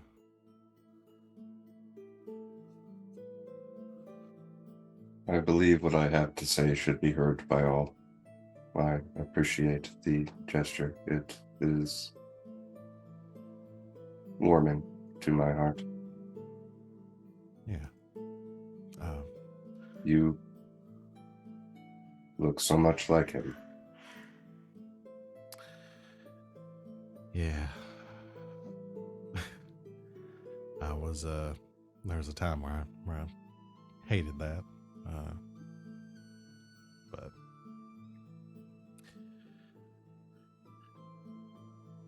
I don't mind it so much. I'll go get Ma and the boys. So I'll make Thank yourselves you. comfortable. And she leaves and goes to get the others. When she leaves, Garas pulls out a bottle of wine. Like, I thought I'd bring this, as a little gift for the family, Carter. He gives it to Carter to hold. That is very kind of you, Garas. Didn't you give it to him when we were outside? I didn't feel like it was the right time. It felt, kind of awkward. Garas, I believe that is a kind gift for you to give. Oh, okay. Then I'll give it later. I'm judging. Would you do me a favor, though? Oh, of course. When I mention it, would you bring in the chest and the halberd? They are on my horse. Oh, right. Of course, I'll go get it when you ask for it. Thank you. Is there anything else you need from us, Carter? Carter lifts the teacup from the saucer, and as you do, you can hear a bit of a rattle as his hands are just sort of imperceptibly shaking. Do you want to put some whiskey in it? Folds up a little flask, gives it a shake. Also pulls out a little flask, gives it a shake. I suspect I will need that afterwards. Pulls out a flask, gives it a shake. We come Thank you, prepared. my friends. We'll save it for after. I will need my wits about me for this.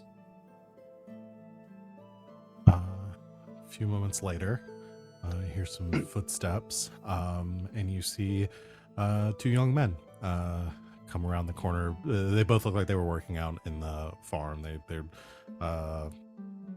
a little more kind of like redder cheeks, like they've been working a bit harder. Julian is the second oldest, or third after Eckert. He's about 26. He has much the same build as Eckert, but is kind of like a little broader, kind of a little heavier set. Is like kind of has like a lumberjack build to him, and has a pretty like thick matted beard. And Tommen is 22, so a little bit younger than Julian. Has a bit of like, actually, where the rest of them have like more of like a dark kind of brown hair, more like darker hair. Tommen actually has a little bit lighter, kind of like almost like an auburn hair with some like a little bit of like a red to it. Really dense freckles, and very slight and kind of like gangly looking. And they come in, and I think they were told by Mariana, obviously, like who you are, and each one of them comes over to you and like either shakes, like Julian comes up and shakes your hand, says, "It's really nice to meet you," and Tommen comes over and he gives you a hug too, and says, "You're taller than I pictured." Before he goes and steps back, and then a moment or so later, Mariana comes in with Lorraine, who is on here. She's about 60. She's you can see like a life of pretty like hard labor and working out in the fields here. She's kind of a little bit slumped. She's walking with a cane. She doesn't look, she looks sharp, looks, but just like physically kind of weary. And she is she kind of, Mariana is helping her walk in as well. And she sits across from you, just because she doesn't seem like she wants to stand that long, but she reaches across towards you to maybe like take your hand and lean in, kind of like gives like very narrowed eyes in your direction, kind of like eyeing you up and down, like really trying to like memorize. I muted myself. And then she gives a nod and says, well, Eckert was really never one for words, but I think he did all right describing you.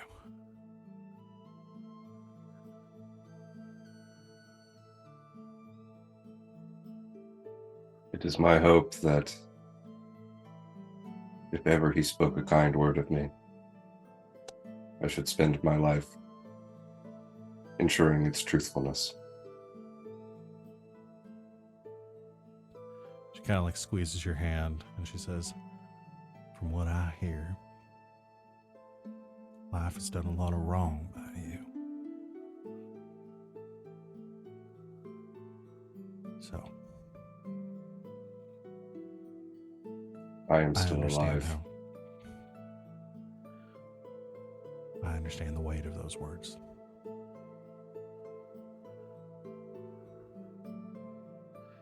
Carter slowly reaches up and pulls off his skull cap and just sort of starts wringing it in his hand.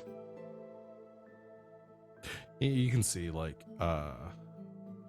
kind of Julian and Tommen like look a bit confused, like they don't really know, like they see the brand on you, I don't think they really know what that means, what that is. It looks like a really nasty scar more than anything to them. And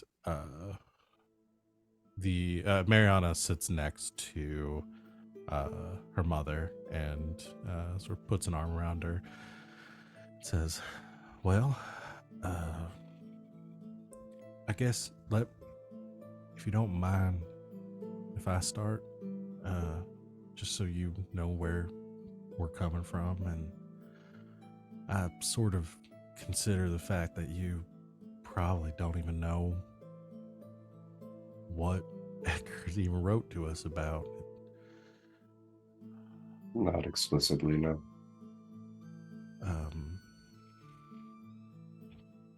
I still have, or Mom kept the letters he sent us, if you do want to read them, but I would like that. yeah, let me get them. I think Eckert's words will explain things better than ours can. And she goes off, like gets up very quickly, moves through the house. You hear like the creaking of floorboards, heads into another room, comes back, and she's got a small stack of letters that she hands over to you. She says, take your time.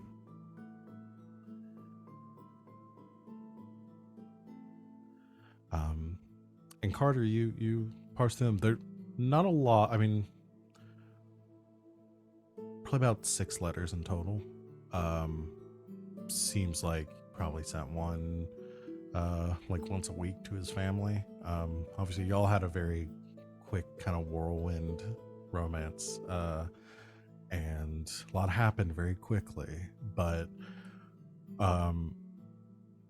you see in the letters, there's a lot of it like in the first letters. It's a lot of it is like relate, ma and pa, like happy, like things are going well. Talking about his station with the Templars, a lot like how things are on Orlais, how strange it is being here. It's not, that he's hoping he might get transferred somewhere further north to be closer to home. Kind of goes through some of that. But at the end of this first letter, talks about, says that he met someone, and that this person's name is Carter, and that he's very intelligent and very passionate about his interests. Doesn't really go into details about that you're a mage in the Circle Tower and stuff, because obviously doesn't know whose hands these are going to fall into. So you see he's a little bit more kind of vague with the details, but describes you and goes into a lot of goes into a fair bit in this first letter, just a little detail, met someone, his name is Carter, he's great, I hope I get to talk to him more, that kind of stuff. And then you can see as the letters go on, more and more of the letter is kind of dedicated to wow, this person's really cool, and I very much enjoy hanging out with them. I hope you get to meet him. You can see these are letters where he begins to sort of describe what you look like, and where you come from. Goes into a little more detail about you being from of this Descartier family, please, and talks a little bit more more detail as you shared more stuff with him, and he shared more stuff with you. In the second to last letter here, he sends a the letter is a little more doesn't really go in, there's no personal stuff hey, how I'm doing all this, and the handwriting's a bit shakier, and you can see he's clearly very worried, and in this letter he tells the whole truth, and he says the details about you being an initiate in the Circle, and the problems that could cause and how that could compromise his position as a Templar, and yours as well, the risk that places on you, and that he's beginning to grow worried that there may be others within his order that have figured out, have suspicions about your relationship, and that he's concerned about what might happen, and asking for advice, what should I do, do you, kind of asking his dad and his mom, I know you've never been through anything like this, but what would you do if you were in my situation? The last letter is the shortest, and it's a little less shaky, but you can tell just based on there's some ink stains and some just from the writing itself is a little askew, that was written very quickly. And the letter essentially says, I hope you get this, and I love you very much, but things are much worse here than I thought. I thought I had a chance to change this, to make a difference from the inside, but I'm realizing that it's too much for one person to take on. I know you always told me to follow the Maker's wisdom, and I think that's what I'm doing. despite the fact that many in the Chantry would likely see me executed for what I'm about to do.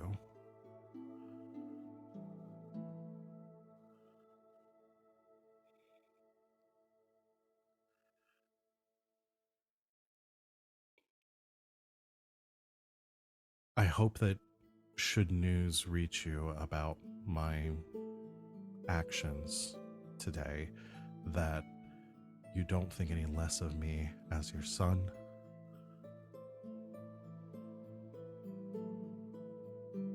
And that should I get Carter out safely, even if I don't make it, that you'll greet him as one of your own. And treat him as you did me all those years.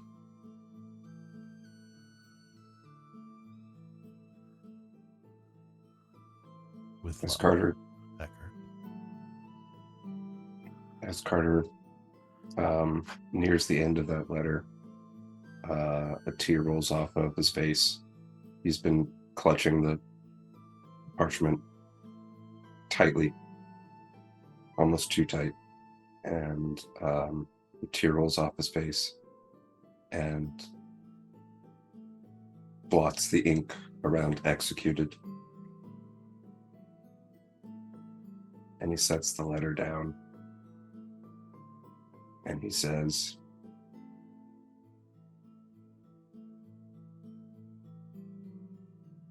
"He did make a change. He did. So much more than any other man I know could do alone. And he certainly saved me. I brought him home. He was executed and disgraced. But I brought him here. Because that disgrace was wholly untrue. He deserves to be with you. Garas, please." Garas will get up, excuse himself, and head out and come back with the chest with the remains in the halberd. I think you set the chest on the floor with the halberd balanced on top of it, and I think everyone in the room understands like what this is and what this means. And Mariana gets up and she walks over to it and kneels down by the chest, and I think there's a moment where she just kind of like hunches down over it and like the shaft of the halberd and just like places her forehead to it. And after a few moments, her brothers join her, and there's just the sound of crackling fire and a bit of wind from outside, some grunting from the horses out back, the only noise currently for a few long minutes. And then the three of them stand, and you can see tears on their faces, and Mariana moves back over to you, Carter, and sort of hunching down a little bit, brings you into another hug. Says, "Thanks for bringing my little brother home."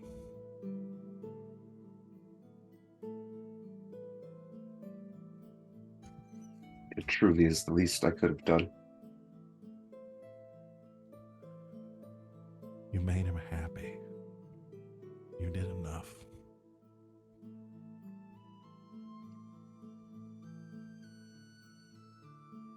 I appreciate that sentiment, but I don't know that I will ever be able to believe it. I know we were happy. I don't ever think I could have done enough. I think she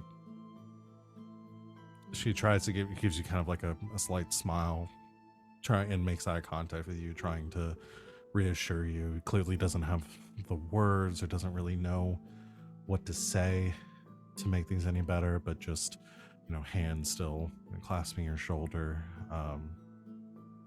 moves in, hugs you again before joining her mother back on the couch. And Lorraine, who you can see tears down her cheek as well, a little bit more. You can see she takes her responsibility as the head of this family seriously and is trying to compose herself in this moment. And she says, "You and your friends here, I assume, you're welcome here as long as you want."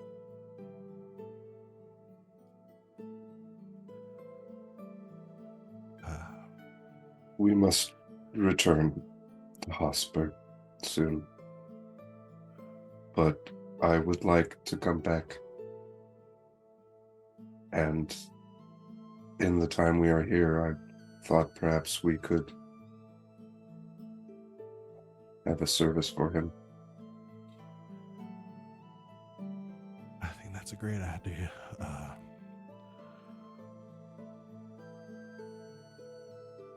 We have a marker for him out back next to Franz, his paw.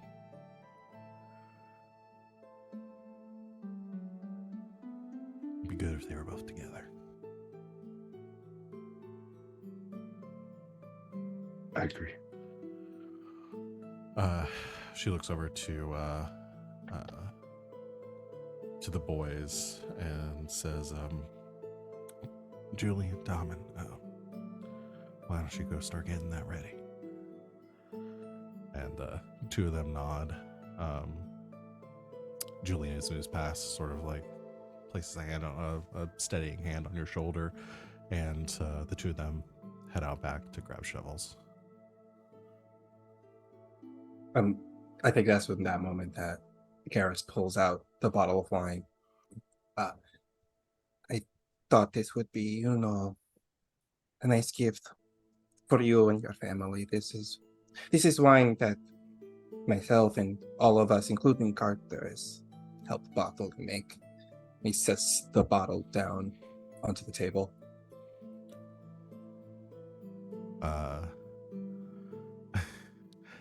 Yeah, Mariana takes the bottle and looks at it, shows it to Lorraine, and she goes, Red Jenny? Yes, that is our name of our vineyard. It's funny. Funny.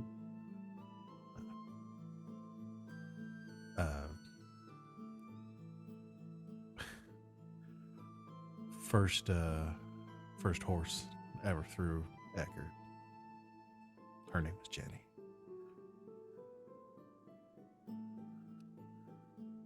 I guess it is fitting then that we brought this wine to you as a way to remember him. He fucking hated that horse. She takes the bottle. She says, "Thank you." Of course. I'm gonna open this up because I think all of us could use it.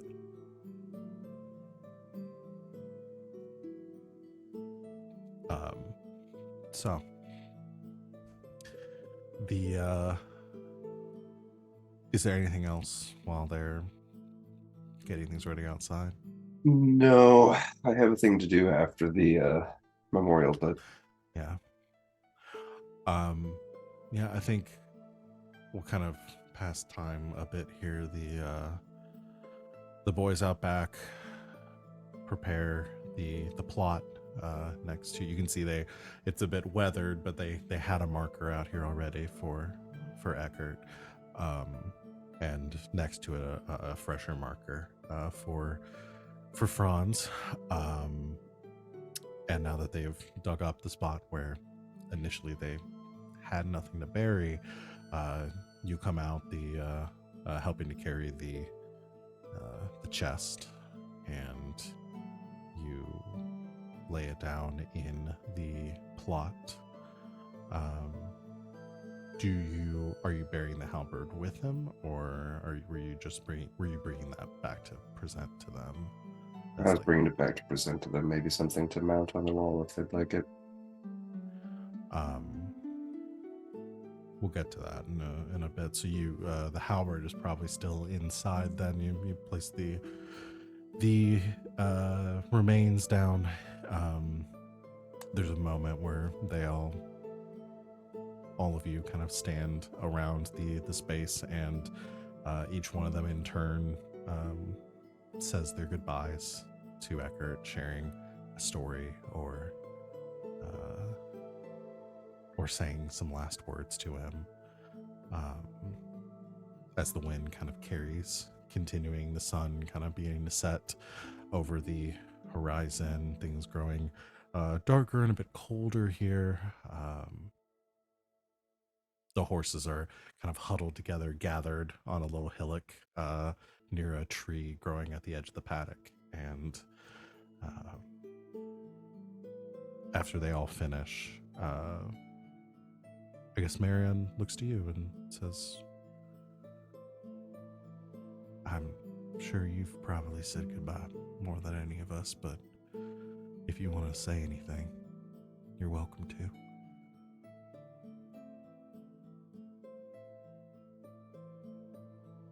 I believe I do.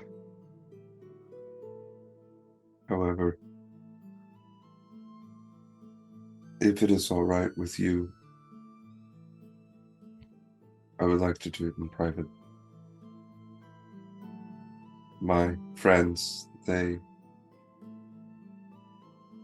knew well of him, almost as if they knew him in life, in a way. Perhaps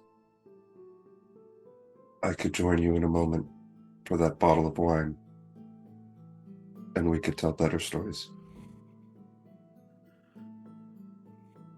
Lorraine squeezes your hand again, and the boys start helping her towards the house.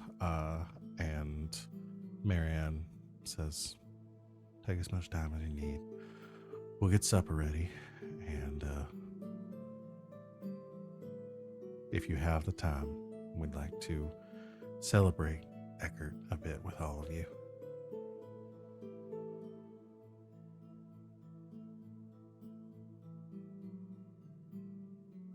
And she pats your arm and moves back towards the house.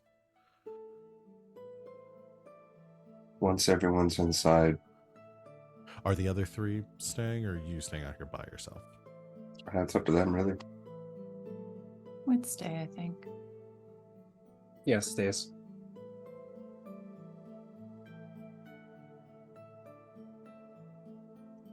Or closes his eyes and he goes into his mind.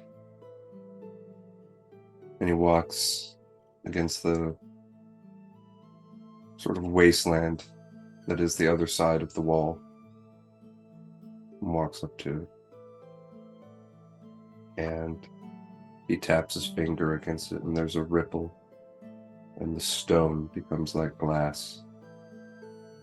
And on the other side, like a mirror, he can see himself.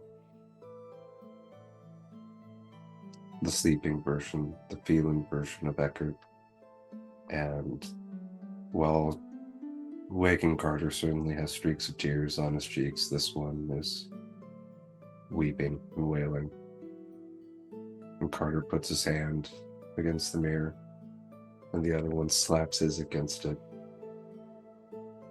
And they pull together.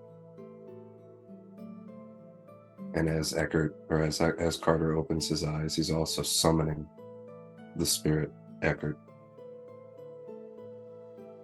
So there's, I think the sun is setting or set, Mhm. and in the darkness there's a glow of green and gray and blue as you can see Carter's body begin to flicker, like he's half here and half there. And he draws Eckert's spirit here. And when Eckert is there, Carter just falls against him, holding him. And he says, I did it. I brought you home.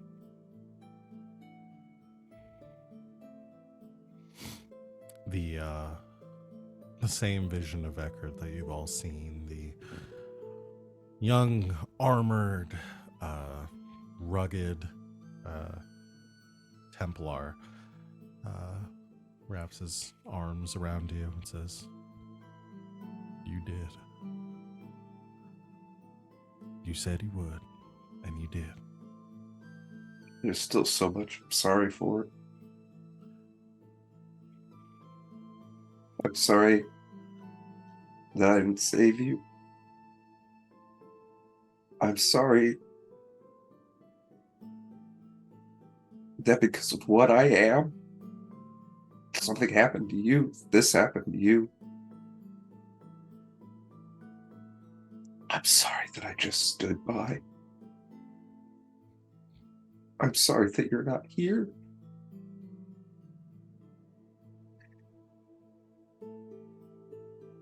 I'm sorry that I loved you.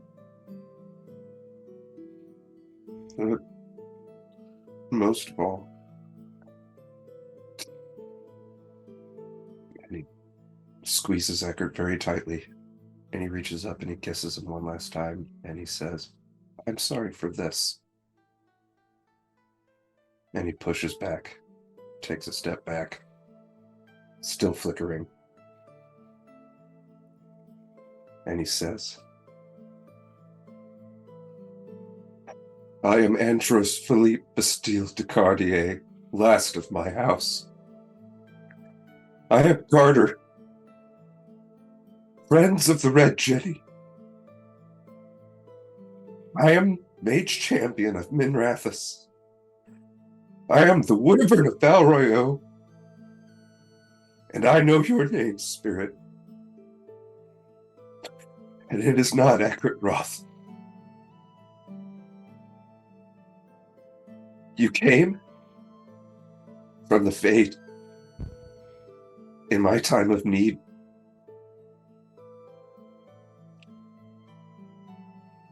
But you are a spirit. Spirits have no form. And I have found you too, one.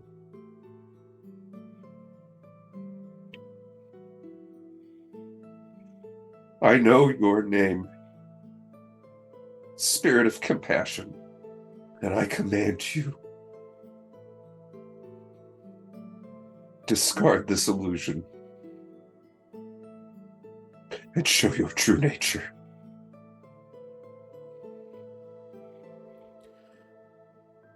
You see the spirit of Eckert, the spirit that's taken the form of Eckert in front of you, in the same way you do, kind of flickers a bit. But you don't see a look of betrayal or frustration. They're not trying to resist. There's a look of understanding as it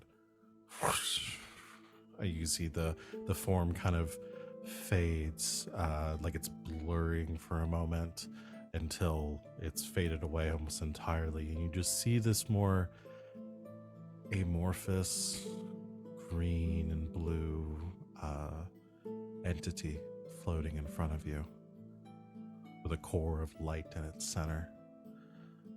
And you hear this echoing voice from inside that says,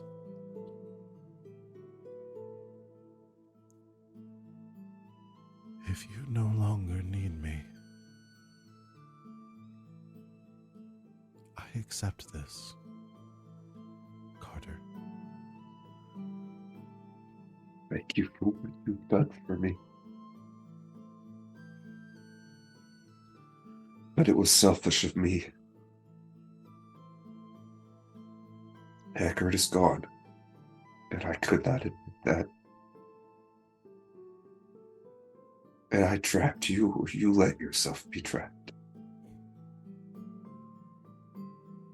This world is dark, and it will need you. I should not have kept you to myself.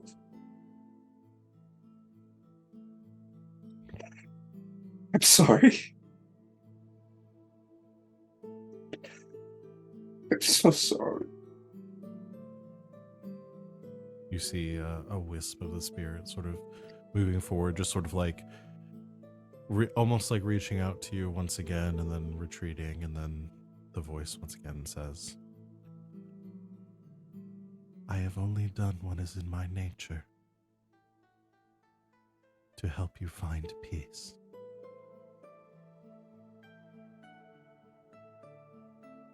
You owe me nothing, Carter. I only wish I could have protected you a little while longer. For much danger waits for you ahead. But you are no longer alone.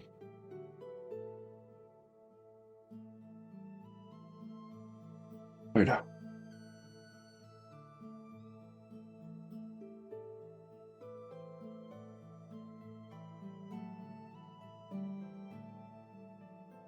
Should you ever need me,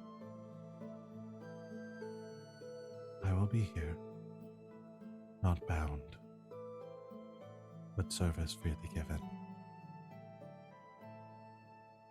Everyone needs compassion.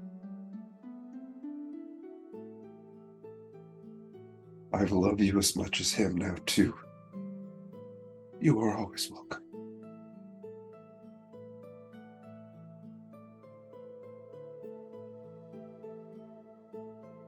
The spirit sort of flickers a little bit as it seems to be getting pulled back to whatever realms it came from, and One more thing. This family.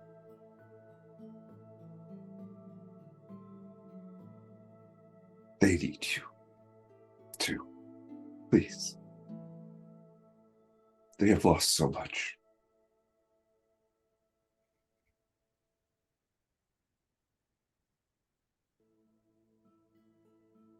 I will do what I can to give them the same comfort I gave you.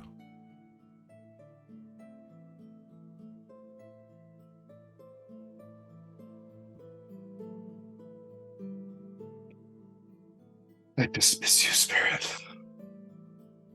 The spirit, as you wipe your hand through the air, the spirit separates, is pulled away, and you just hear like a whisper on the breeze.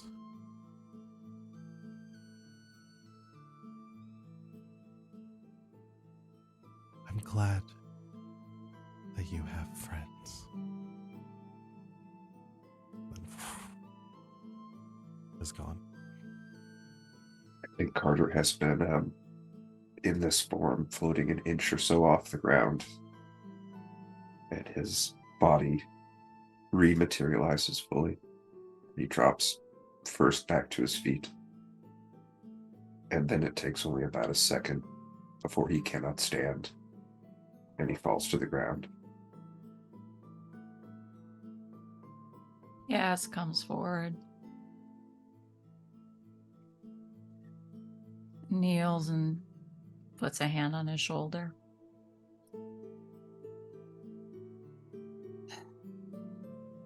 Shak Espatis Isra. Murad Asartrit. Murad Itwatsit. Abana Kun.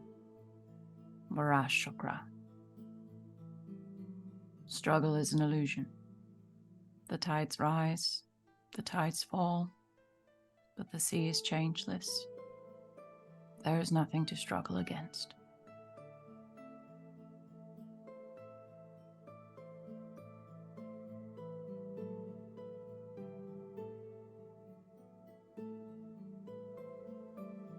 Garas walks over to Carter and he sits down on the ground next to him. He pulls out the flask he had earlier. He takes a sip from it and he looks at the marker.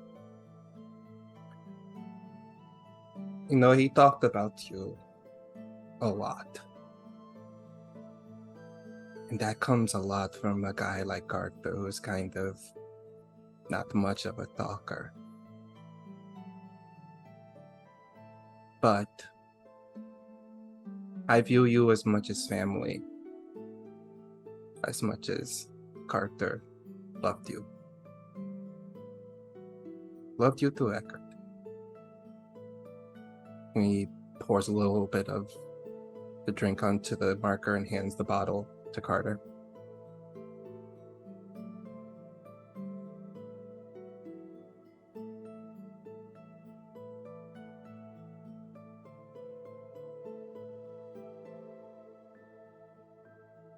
I think Carter gets to his feet. And he turns and he looks at Venehn. He holds out his arms. Give him a hug. Carter squeezes you close, lifts you off your feet just a little, Ah. and then he blows his nose into your jacket.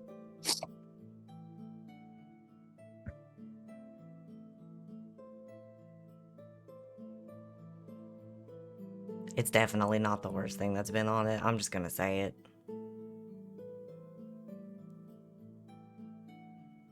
I cannot tell you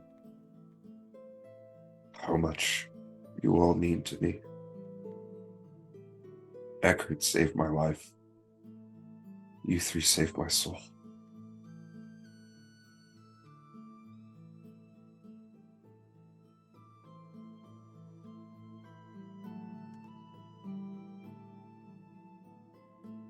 Let's go drink with the Roths for a few hours and then go home. Oh, as it were. Right. Stands up, brushes off his pants. Hey, did anyone catch that Tolman basically said that Eckert really liked Winks, or was it I just wasn't me? going to say it out loud. Because I mean, that was the vibe I was getting. That's what that means. Yeah. That's what that means. Mm-hmm. You're taller than I expected. Oh, look at that! You're taller. You're a bit beefier than I thought you were. Yas takes out her own flask and drinks deeply. Turns around and walks back into the house.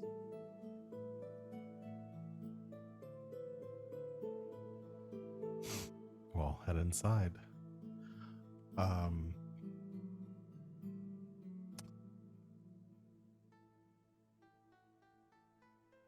One thing. Okay. I just need the answer to that.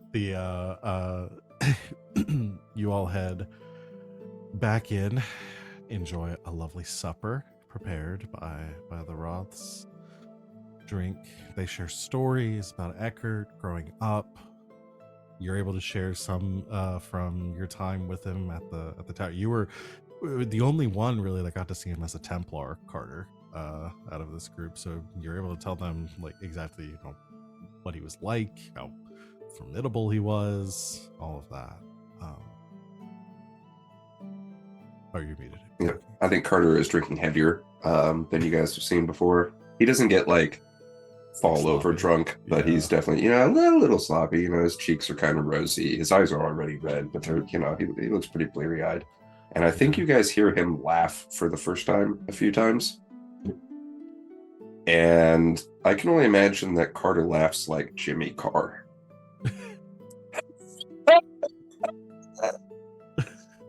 Like it's an ugly laugh. You kind of wish he wouldn't do that again. But it's still the most beautiful sound you've heard. And after after a few hours, when I think Hanson has been out with the wardens and stuff, and they've been preparing things with the horses, you're getting the signal it's about time to be leaving. And as you step out or are beginning to leave, Lorraine grabs your arm, Carter, and says,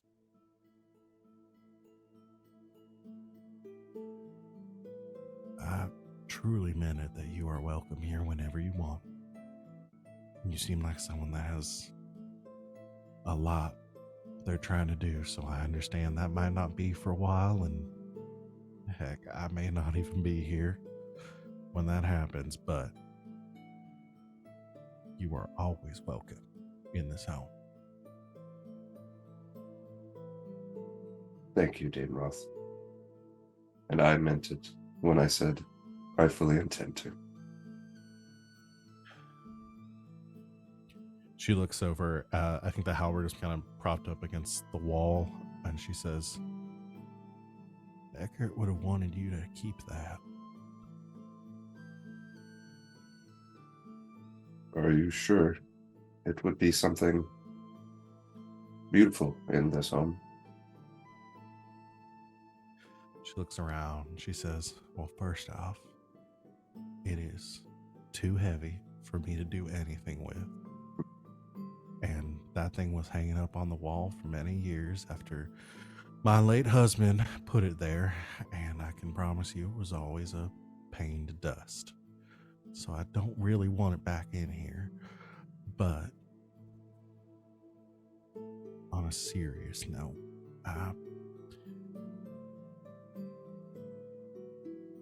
she looks out to the wardens, looks over all of you, scarred, battle weary.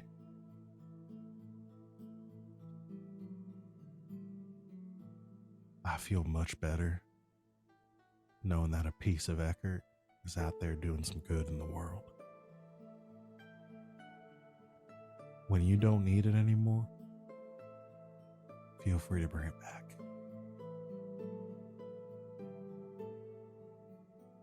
On the verge of tears again, Carter steps a bit closer, lowers his forehead to the top of hers, embraces her, puts a hand on the back of her head, and whispers, "Farewell."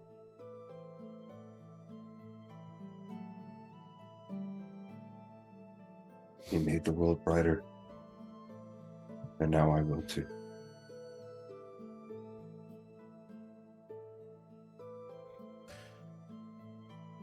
I believe that. Now get on. They're going to leave without you. Yes, ma'am.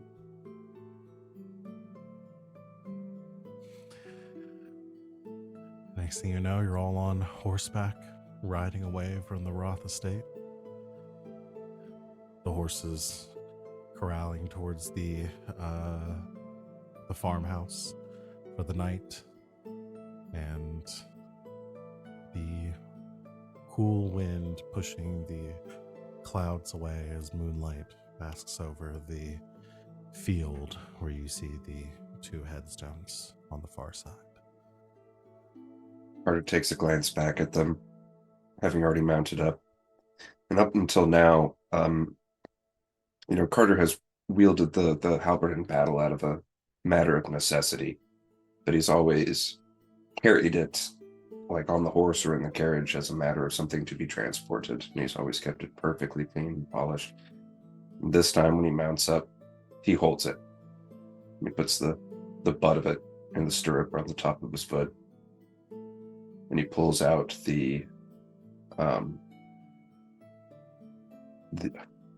what are they called? The favor of the Incantatrix, the strip of cloth, and he ties it to the haft of the halberd just below the blade, so that it waves behind him as they head off into the night.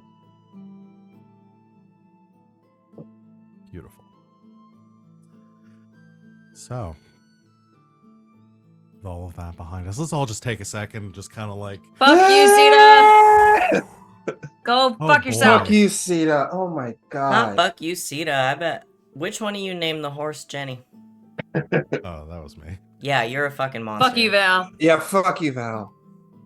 I saw an opportunity and I took it. I'm pretty Mm. sure my captioner picked up me saying, you're a fucking monster. I could see you saying it. Yeah, I didn't feel like the scene was sad enough. I had to make it even It's more never sad enough heartbreaking. for you. No. Stop making me cry on stream, Sita. Wheels. God. Whatever, Sita. man. No, it's when Val and I get together. Oh boy, yeah, Val, that where are you in scene is so long in the making. I've been sitting here both Give me dreading wait, no, this and way. so. Val, give me a weird high five. Am I From down this way. Yeah. Oh, this way. Yeah. There we go. No, there we Oh, go. No, Don't Here. encourage. Don't Don't encourage each other. don't High validate. five. Don't validate them. Don't- Don't validate no. them. No, don't. Whatever you're doing, it's not working on stream.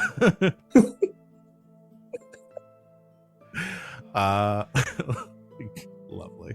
Oh, All right. Yeah, like I said, I've been both dreading and so anxious about that like scene for so long. Just because, dude, when we didn't get to it last week, I've just been like, I know. When we didn't get to it last week, when we were getting to I was like, oh no, I have to wait on this for another week. Okay. Whew. All right. So, Venehn, I'm ready. you all returned. make us laugh. Let's not Just make give this me all the same- kisses. God damn it. You This know isn't this the is same gonna be day. a little bit serious. It's gonna be a little bit serious. This isn't the same day. This is maybe earlier. This would be earlier on because you said that you were meeting with Lambert that evening. Like, Yep. way earlier on. So it's actually backtracking in time a little bit. So don't do anything that would make me have to retcon everything in in the next scenes we did. Oh, right, because I'm responsible for your lore. I just mean don't like murder Lambert or something. You can't tell me to do that. You Yeah. can't tell me so what to do. What does Venehn do? How do you approach? You just walking straight into his tent later that night? He invited me. Don't make it sound so weird. No, he did. Like, Yeah, but no, I mean first like gets cleaned up, Yeah. so they aren't, because that was the day we were doing all the fighting. yeah. So gets cleaned up, puts on a new shirt, one that's not ripped up and covered in blood, fully open. Of course. Yeah, but I think it's still like they've been traveling. It's very casual. It's just like a tunic, breeches, boots. Stop fighting! I'm trying to talk to my ex-boyfriend.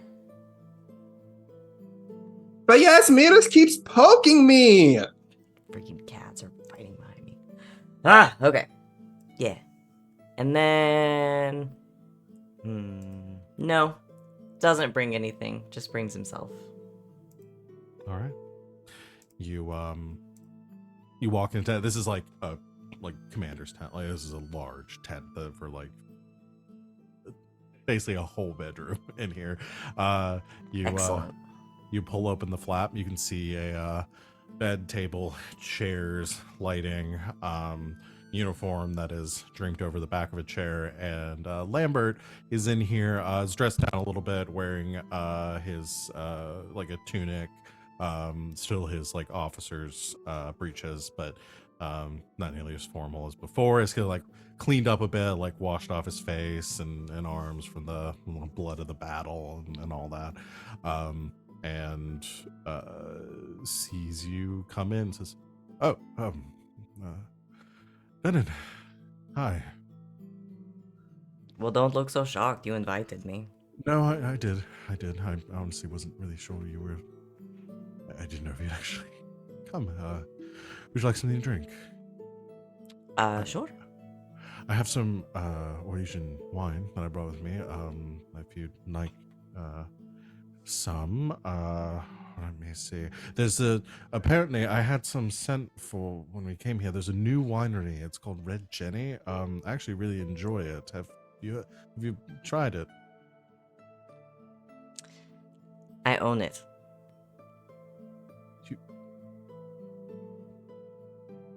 Right, here. right. Are you serious?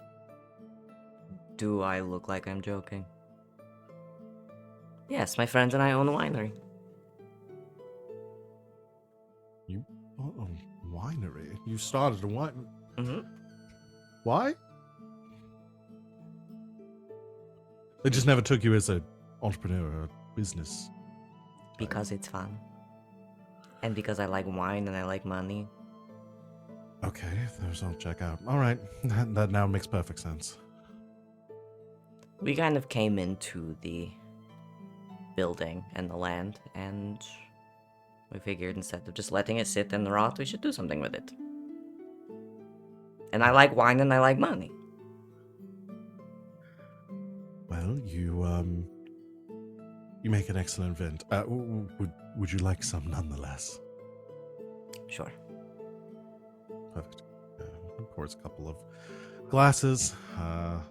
Slides one over to you. Sits down at the table. Is this one of the singed ones? The singed ones. Never mind. Right. So, you had mentioned that you were here because of my cousin. Yeah. I'm still working out of El Royo. And your cousin approached my colleagues and I with a job. Transport job, pretty standard. Fragile cargo. To come, of all places, here. Yeah, right. So we brought your wine with us. Well, thank you, I suppose. You don't have to Honestly- thank me, we're being very well paid. Well, I imagine if my cousin is involved, that makes sense. Though I'd rather him not be. His pockets are deep, so...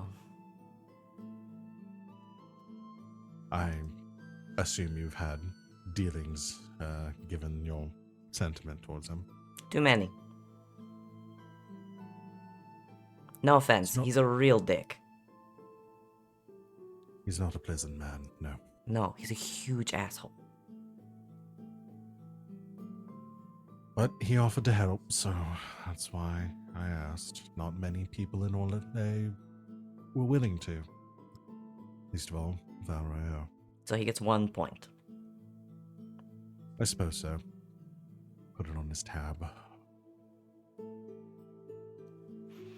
Well, in any case, you have your explosives, you have your wine,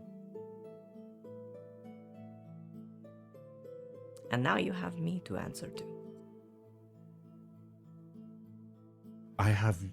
I'm sorry, I have you to answer to? I don't hear from you for months, and I'm supposed to apologize for You that don't hear somehow? from me, I didn't know where you were. You didn't... Did you You- not read my letter? I never got a letter from you.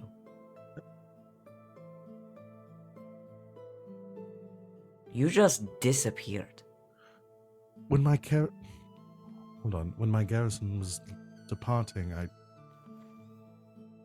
left a letter at the estate for you. It never made its way to me. Amara didn't give it to you.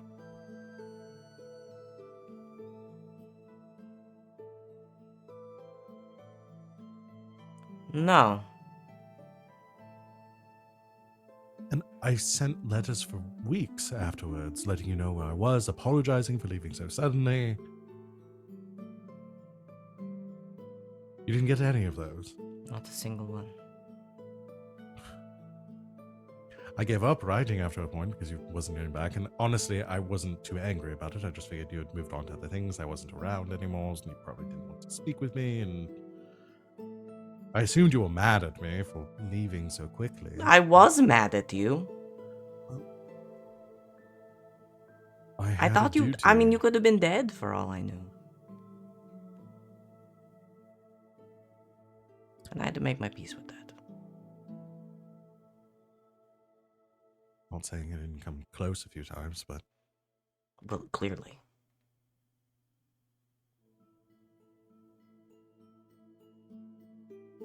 I just can't imagine why Amara wouldn't have passed the letters along to you. Other than the fact that she fucking hates me. Well, she sort of hates everyone, but that just seems suspiciously malicious. Yeah, I sort of thought after the last few months we had moved past that.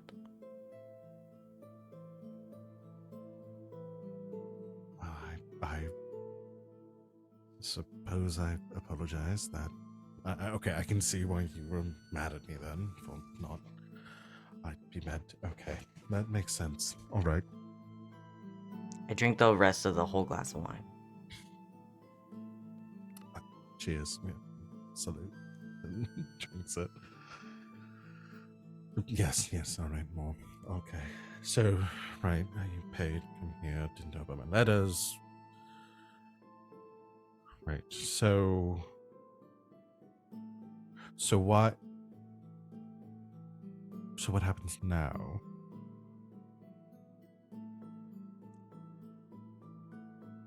I don't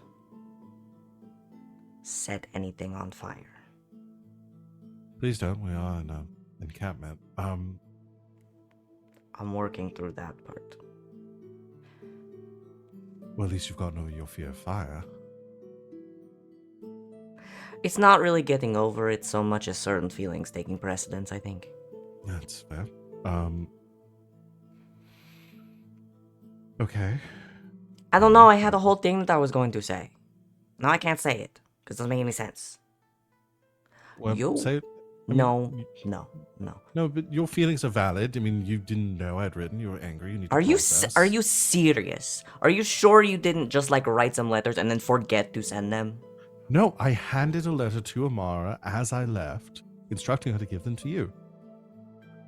But any of the okay, so maybe that was a weird thing, and you just maybe they're like on your dresser under some clothes or something, and you just forgot.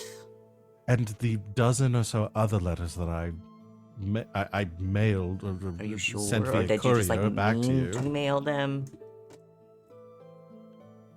Venehn, You forget stuff sometimes. I don't know. I just don't. hold on, and stands up, lumbers over, big, like again, very broad-shouldered, very large man. Lumbers over, goes to a desk, starts like rooting through it, going around and stuff, and like moves through parchment. It goes through, like, going through for a bit, goes to another area of the room, opens up a chest, roots around in there. It spends the next like 5-10 minutes just like turning this place inside out. I let him do it. Until finally reaches the point where he's standing in the middle of the room, everything is strewn across the floor, and he says, "They're not here. Unless a darkspawn took them, I'm fairly certain that they're not here." Now this is what I remember. Oh shit. Starts to like try to pack things up. Why would she do that? I don't know. When you rode from here, from the road, did you just send them to the estate? Did you send them directly to her? No, I sent them to the estate. I assumed whether she got them or my aunt, that they'd make their way to you somehow.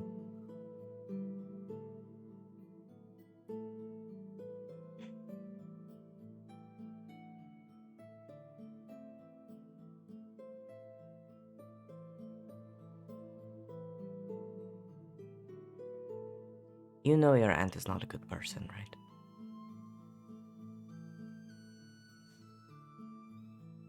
Now, it didn't surprise me when you said that about my cousin, but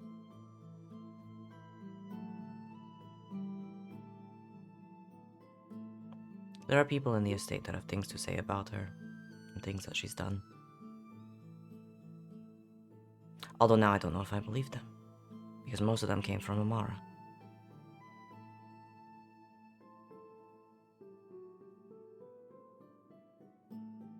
This was supposed to be easy. I was supposed to come in here and be mad, and then you would grovel and apologize, and then we'd make up, and then we'd fuck, and then we'd be fine, and then I could go home and have closure.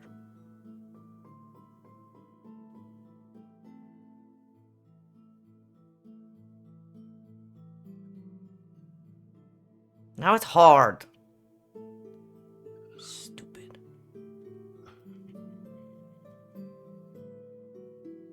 I mean, I don't see why the last bits have to change, really.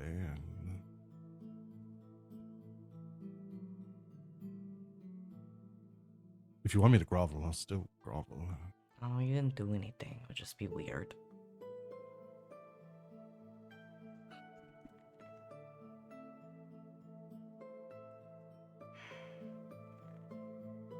I am glad you're here. It's all mine.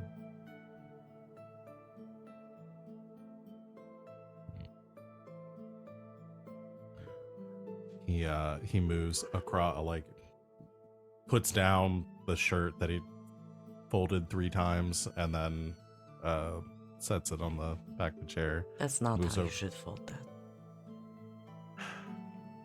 You want to talk. Moves over to you, stands you up, and says, like, I think just wraps his massive, meaty arms around you, and says, I did miss you. I missed you too. Big lug.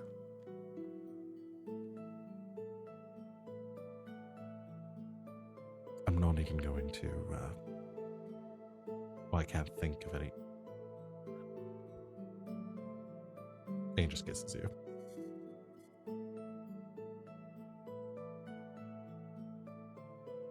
Let's talk about this later. Fair enough, my brain's hurting. I know. You're so cute. That's why I need you around, you're the smart one. No one's ever said that to me. Like, picks you up, and walks you across the room and says, I'll say it as many times as you want.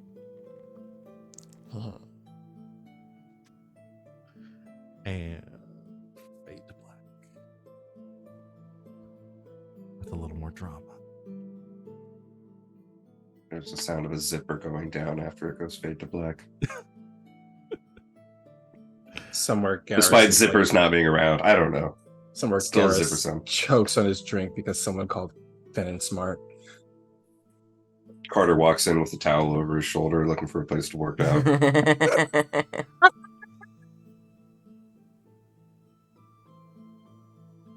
So, I fucking love you guys. that's it. You okay, Van? Yeah, tell I you had too in my much. head how I thought that was gonna go. I'm sorry, did it take too much of a turn for you? It took more of a turn than I was expecting. I'm gonna kill that bitch. Will help. Will totally help. Oh, Garrus and I will just stand up front and tank her, and you can load her full of arrows. Yeah, Won't even hit back. We'll just. we'll just stand there. There's probably other stuff him and Lambert should talk about Yeah, we can get to that next time. next time, because that's going to be it for tonight. There's like steam coming out of my ears. I know, I'm actually very worried for what happens when we stop streaming, and Van tells me how fucked up I am for what I did. You're a monster. And how we're gonna hang up the call, and it's just gonna end with like something lunging for Van lunging I'm just out gonna of the corner. scream as loud as I can. You're gonna for see 60 straight seconds. You're gonna see just detective get flung into the room first, and then followed by Van. Just like a face hugger, like right at him. All right. No, it's let's, very good. It's extremely good. I do drama. I I'm couldn't gonna do scream very loudly.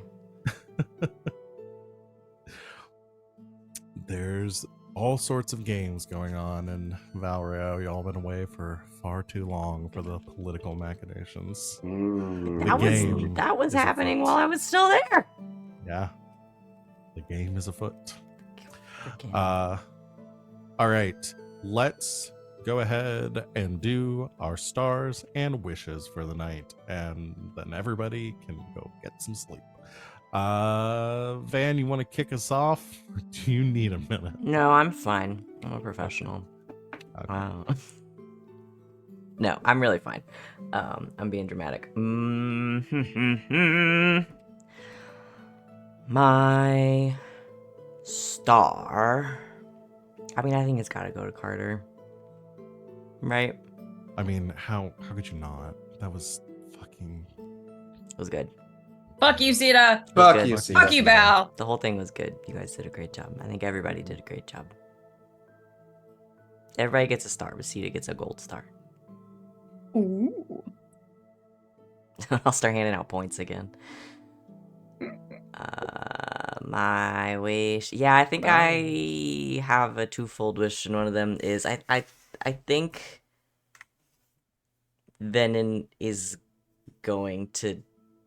I think probably not tell him everything, but I think Venen's gonna clue Lambert in a little bit on what's going on. Whether or not his friends think that's a good idea, they're not there. It doesn't matter. Big, adorable hug. He's so cute. Yeah, I think they have a couple more things to talk about, so I want to do that. And then I want to get our asses back to Valroyo. Well, I have people to murder. the only thing standing between you and Valrio is a war, so you'll be there soon enough. I've had time to look forward to the war. Now the war is here, and I can look forward to living, so I can go back to Valroyo and murder everyone in that house and take it for myself. It's my house now. Yeah. My house now. Oh boy. All right. Angie. Thank you. So angry. Venehn is The smaller you are, the angrier they are. Venehn doesn't get used. Venehn uses. That's not how this works. Is what's going on inside his head right now. He's like, oh, that's not how this works at all. Venehn revenge quest. Revenge. Revengeance. Revenge. Revengeance. Thank you, Van. Red Jenny. 2. Revengeance. Ven has a mostly mechanical body with a mechanical lower half and a sombrero hat. Is anybody picking this up? Thank you, Sita, so Yay. much. Thank you, Sita. I was in my mind, I'm like, Revengeance. Vengeance. All right, The Sid. memes. I have no idea what's being talked about, so I'll just go ahead and talk now. My star goes to Ven for partially getting over his fear of fire by wanting to burn everything to the ground. It was a lovely touch. If we were I playing enjoyed it D&D, thoroughly. this would be the level in which he multi-classed into barbarian. Alright, this is it. We're done. Oh, Angie. No, it was that whole scene was rather lovely. Ben's just gonna So. reclass as a warrior. Oh, and my wish,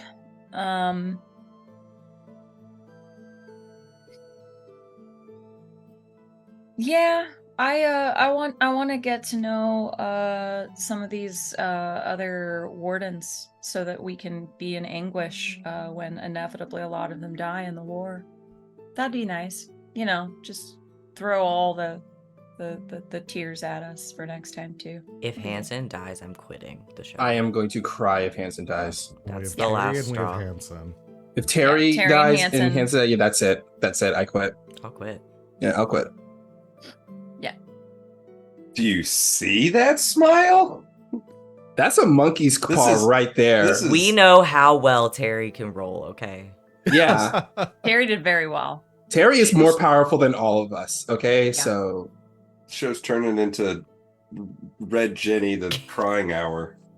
Turn into goddamn Yeah, Game Terry's of gonna Thrones. turn the credits roll, and then Terry ends up being one of the old gods or something. And You, Yeah. if this motherfucker is actually soulless, I'm going to come in there and kill you in front Yeah, I of the didn't describe camera, Terry. in front of the maker and everyone. I will I, do a wait, I forgot murder. to describe Terry. Terry is an Egg-shaped? elf with an egg-shaped head. I was about like at the last minute, Terry turns around, grabs the wig on his head, and pulls it off. It was me the whole time. I will. Spoilers for Dragon Age Inquisition. There will be a hospital bill involved because my heart will stop working. Yeah, I am going to be clear. This is a dark fantasy game. People may die that you like during this next battle. Okay, so- then just make sure we like them a lot. I That's all I'm asking. just don't know if that's in line with the video games at all. No. I just don't. Nothing ever happened in those that made me sad. No. Not one thing, especially not the first romance I had in Inquisition. Yeah. Or the second. Yeah. Anyway. Sid, we got your wish. We got your wish. It was Yeah, for more more deaths. sadness, It was more yeah. sadness. To end the show, I'm going to tell you guys about my very first Dragon Age romance. Okay. Well, before that, Wally. My star goes to Yasmera because just in my head, I know that Sid described it where Yasmera just like centered herself and started reading, but my brain instantly went to when Belle got the library in Beauty and the Beast. And I just picture Yasmera having a moment where she did a little twirl and a dance around the library, jumped onto one of those rolling ladders and like slid across it. And then right when Garahel came into the room, she's back to studying like none of that happened. But because that's where my mind went with this. And I just love when Yasmera is in her happy place, and it gave me a lot of joy. My wish is I 100% am here for Metal Gear Solid Revengeance, because I feel like 100% that if Venehn told Garas about this, he'd be like, yeah, well, let's go kill her. It wouldn't even be like a second thought or anything. It would just be 100% support from him. And I want to see this happen. I want to see. Do you want it to all be of this go public down. or do you want it to look like an accident? Yeah, pretty much. Yeah, I am here for this because no one fucks with our family, just like Don Toretto says. You know, like with family. Family. You know, family. But yeah, that's my wish. I want the family to get revenge for Venehn. Okay. That is very doable. Sita. All right. Dude. So much. My brain. I'm going to give my star to Sid. To Yaz for busting out Speaking in Canary. And is that the first time you've ever tried that? Because it sounded fucking good. Oh, thanks. Yeah. It was written out phonetically, so it was easy. Oh, yeah. Well, you read phonetics very, very well, and I like it. I am Greek after all, we invented it. Yeah. Fuck. Val, I gotta give another star to you too. Like, it's so part of the reason why this game is so good is for any of us being able to play off of you is it's indescribable. You know what I mean? Like, you really are just an amazing storyteller, and I never feel like exiting a scene like I didn't get what I wanted out of that. So it was fucking dope. I hope that is my goal for y'all always, that you get what you needed, whether you necessarily got what you were expecting to go in. Always get what you want. Because sometimes I might pull a twist, but hopefully you still feel satisfied at the end, like you got something out of it. Then my wish is it's really more of just an I can't wait for. I can't wait for us getting back to Valero and just rolling in like some bad bitches. You know, like outfits changed, got a few fresh scars, looking just like total badasses. You know, fucking Bad to the Bone plays or something as the camera pans up from our feet as we're slow walking through the street. Dun, dun, dun, dun. I was expecting just like. Yeah. And then Garas trips a bit. No, No, yes, it's just push gonna be it. X gonna give it to you as you're all Yeah. walking in. Yeah, that's exactly what it's gonna be. All right. Was that it? Yeah. I think that was it for everyone. God, this episode drained me. I feel 10 years older sitting here at the end of this one. It literally drained me of tears, Yeah, of I moisture. am dehydrated. Well, that's gonna be it. Man, do you want to tell your story? Oh, I already forgot I said that. You did. So- I won't hold you to it. if you I don't. love Dragon Age in the video games. This one's for the fans. My very first romantic encounter was in Dragon Age Origins and was fucking Zevran. So if you guys don't know who Zevran is an elf. He is an Antivan Crow. He is an assassin. And he becomes to be part of your party through a strange set of circumstances, and you can romance him. I'm not gonna... I was gonna be like, spoiler for Dragon Age Origins, the video game's like 20 years old, or something. It's extremely old now, so... tough.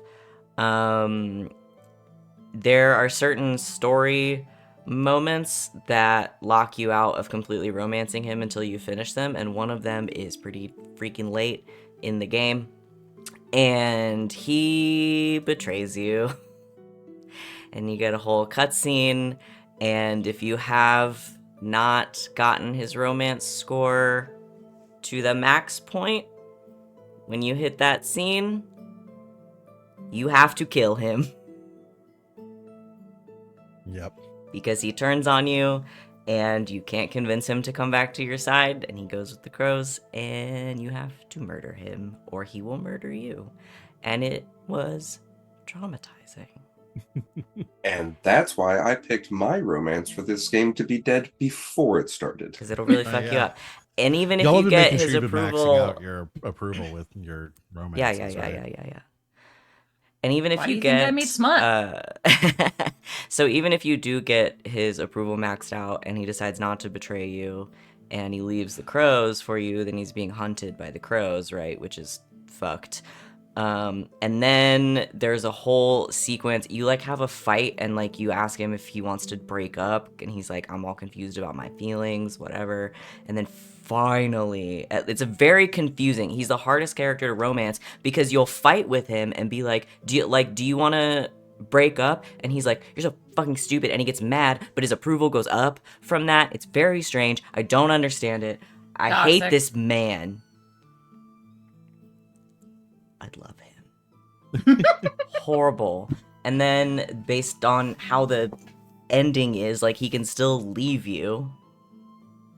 Because he can't, if you're freaking nobility and you become king or queen or whatever, like, he can't rule alongside you. So if you max his shit all the way out, he'll stay as your, like, consort. Like, if you sacrifice yourself in the end, there's this horribly sad epilogue that's like, Zevran took many lovers over the long course of his elven life, but he never truly loved again.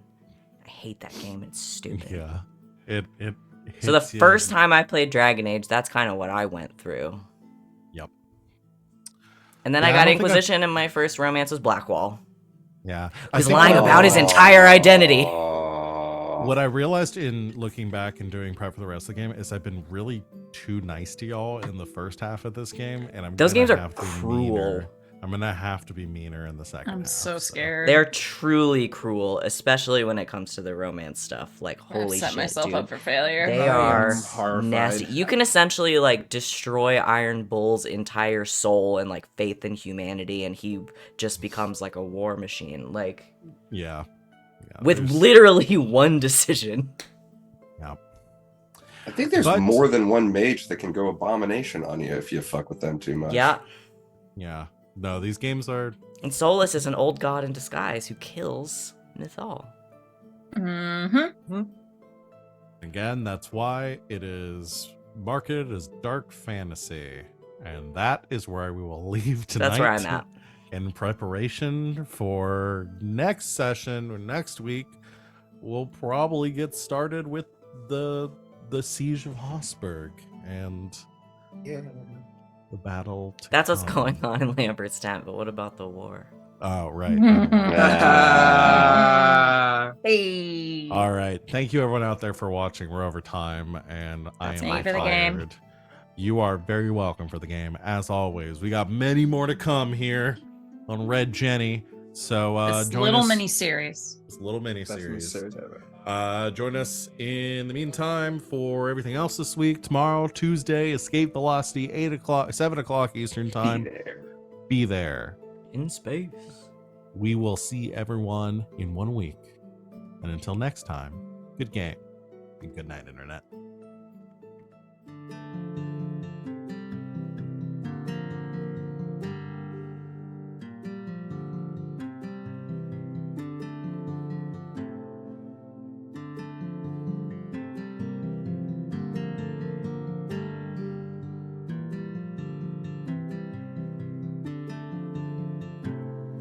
Par-delà le temps, la menace grandit. Si loin dans le silence, on entend ses cris. Par-delà les terres, son nom fait frémir. Préparez-vous, le néant arrive.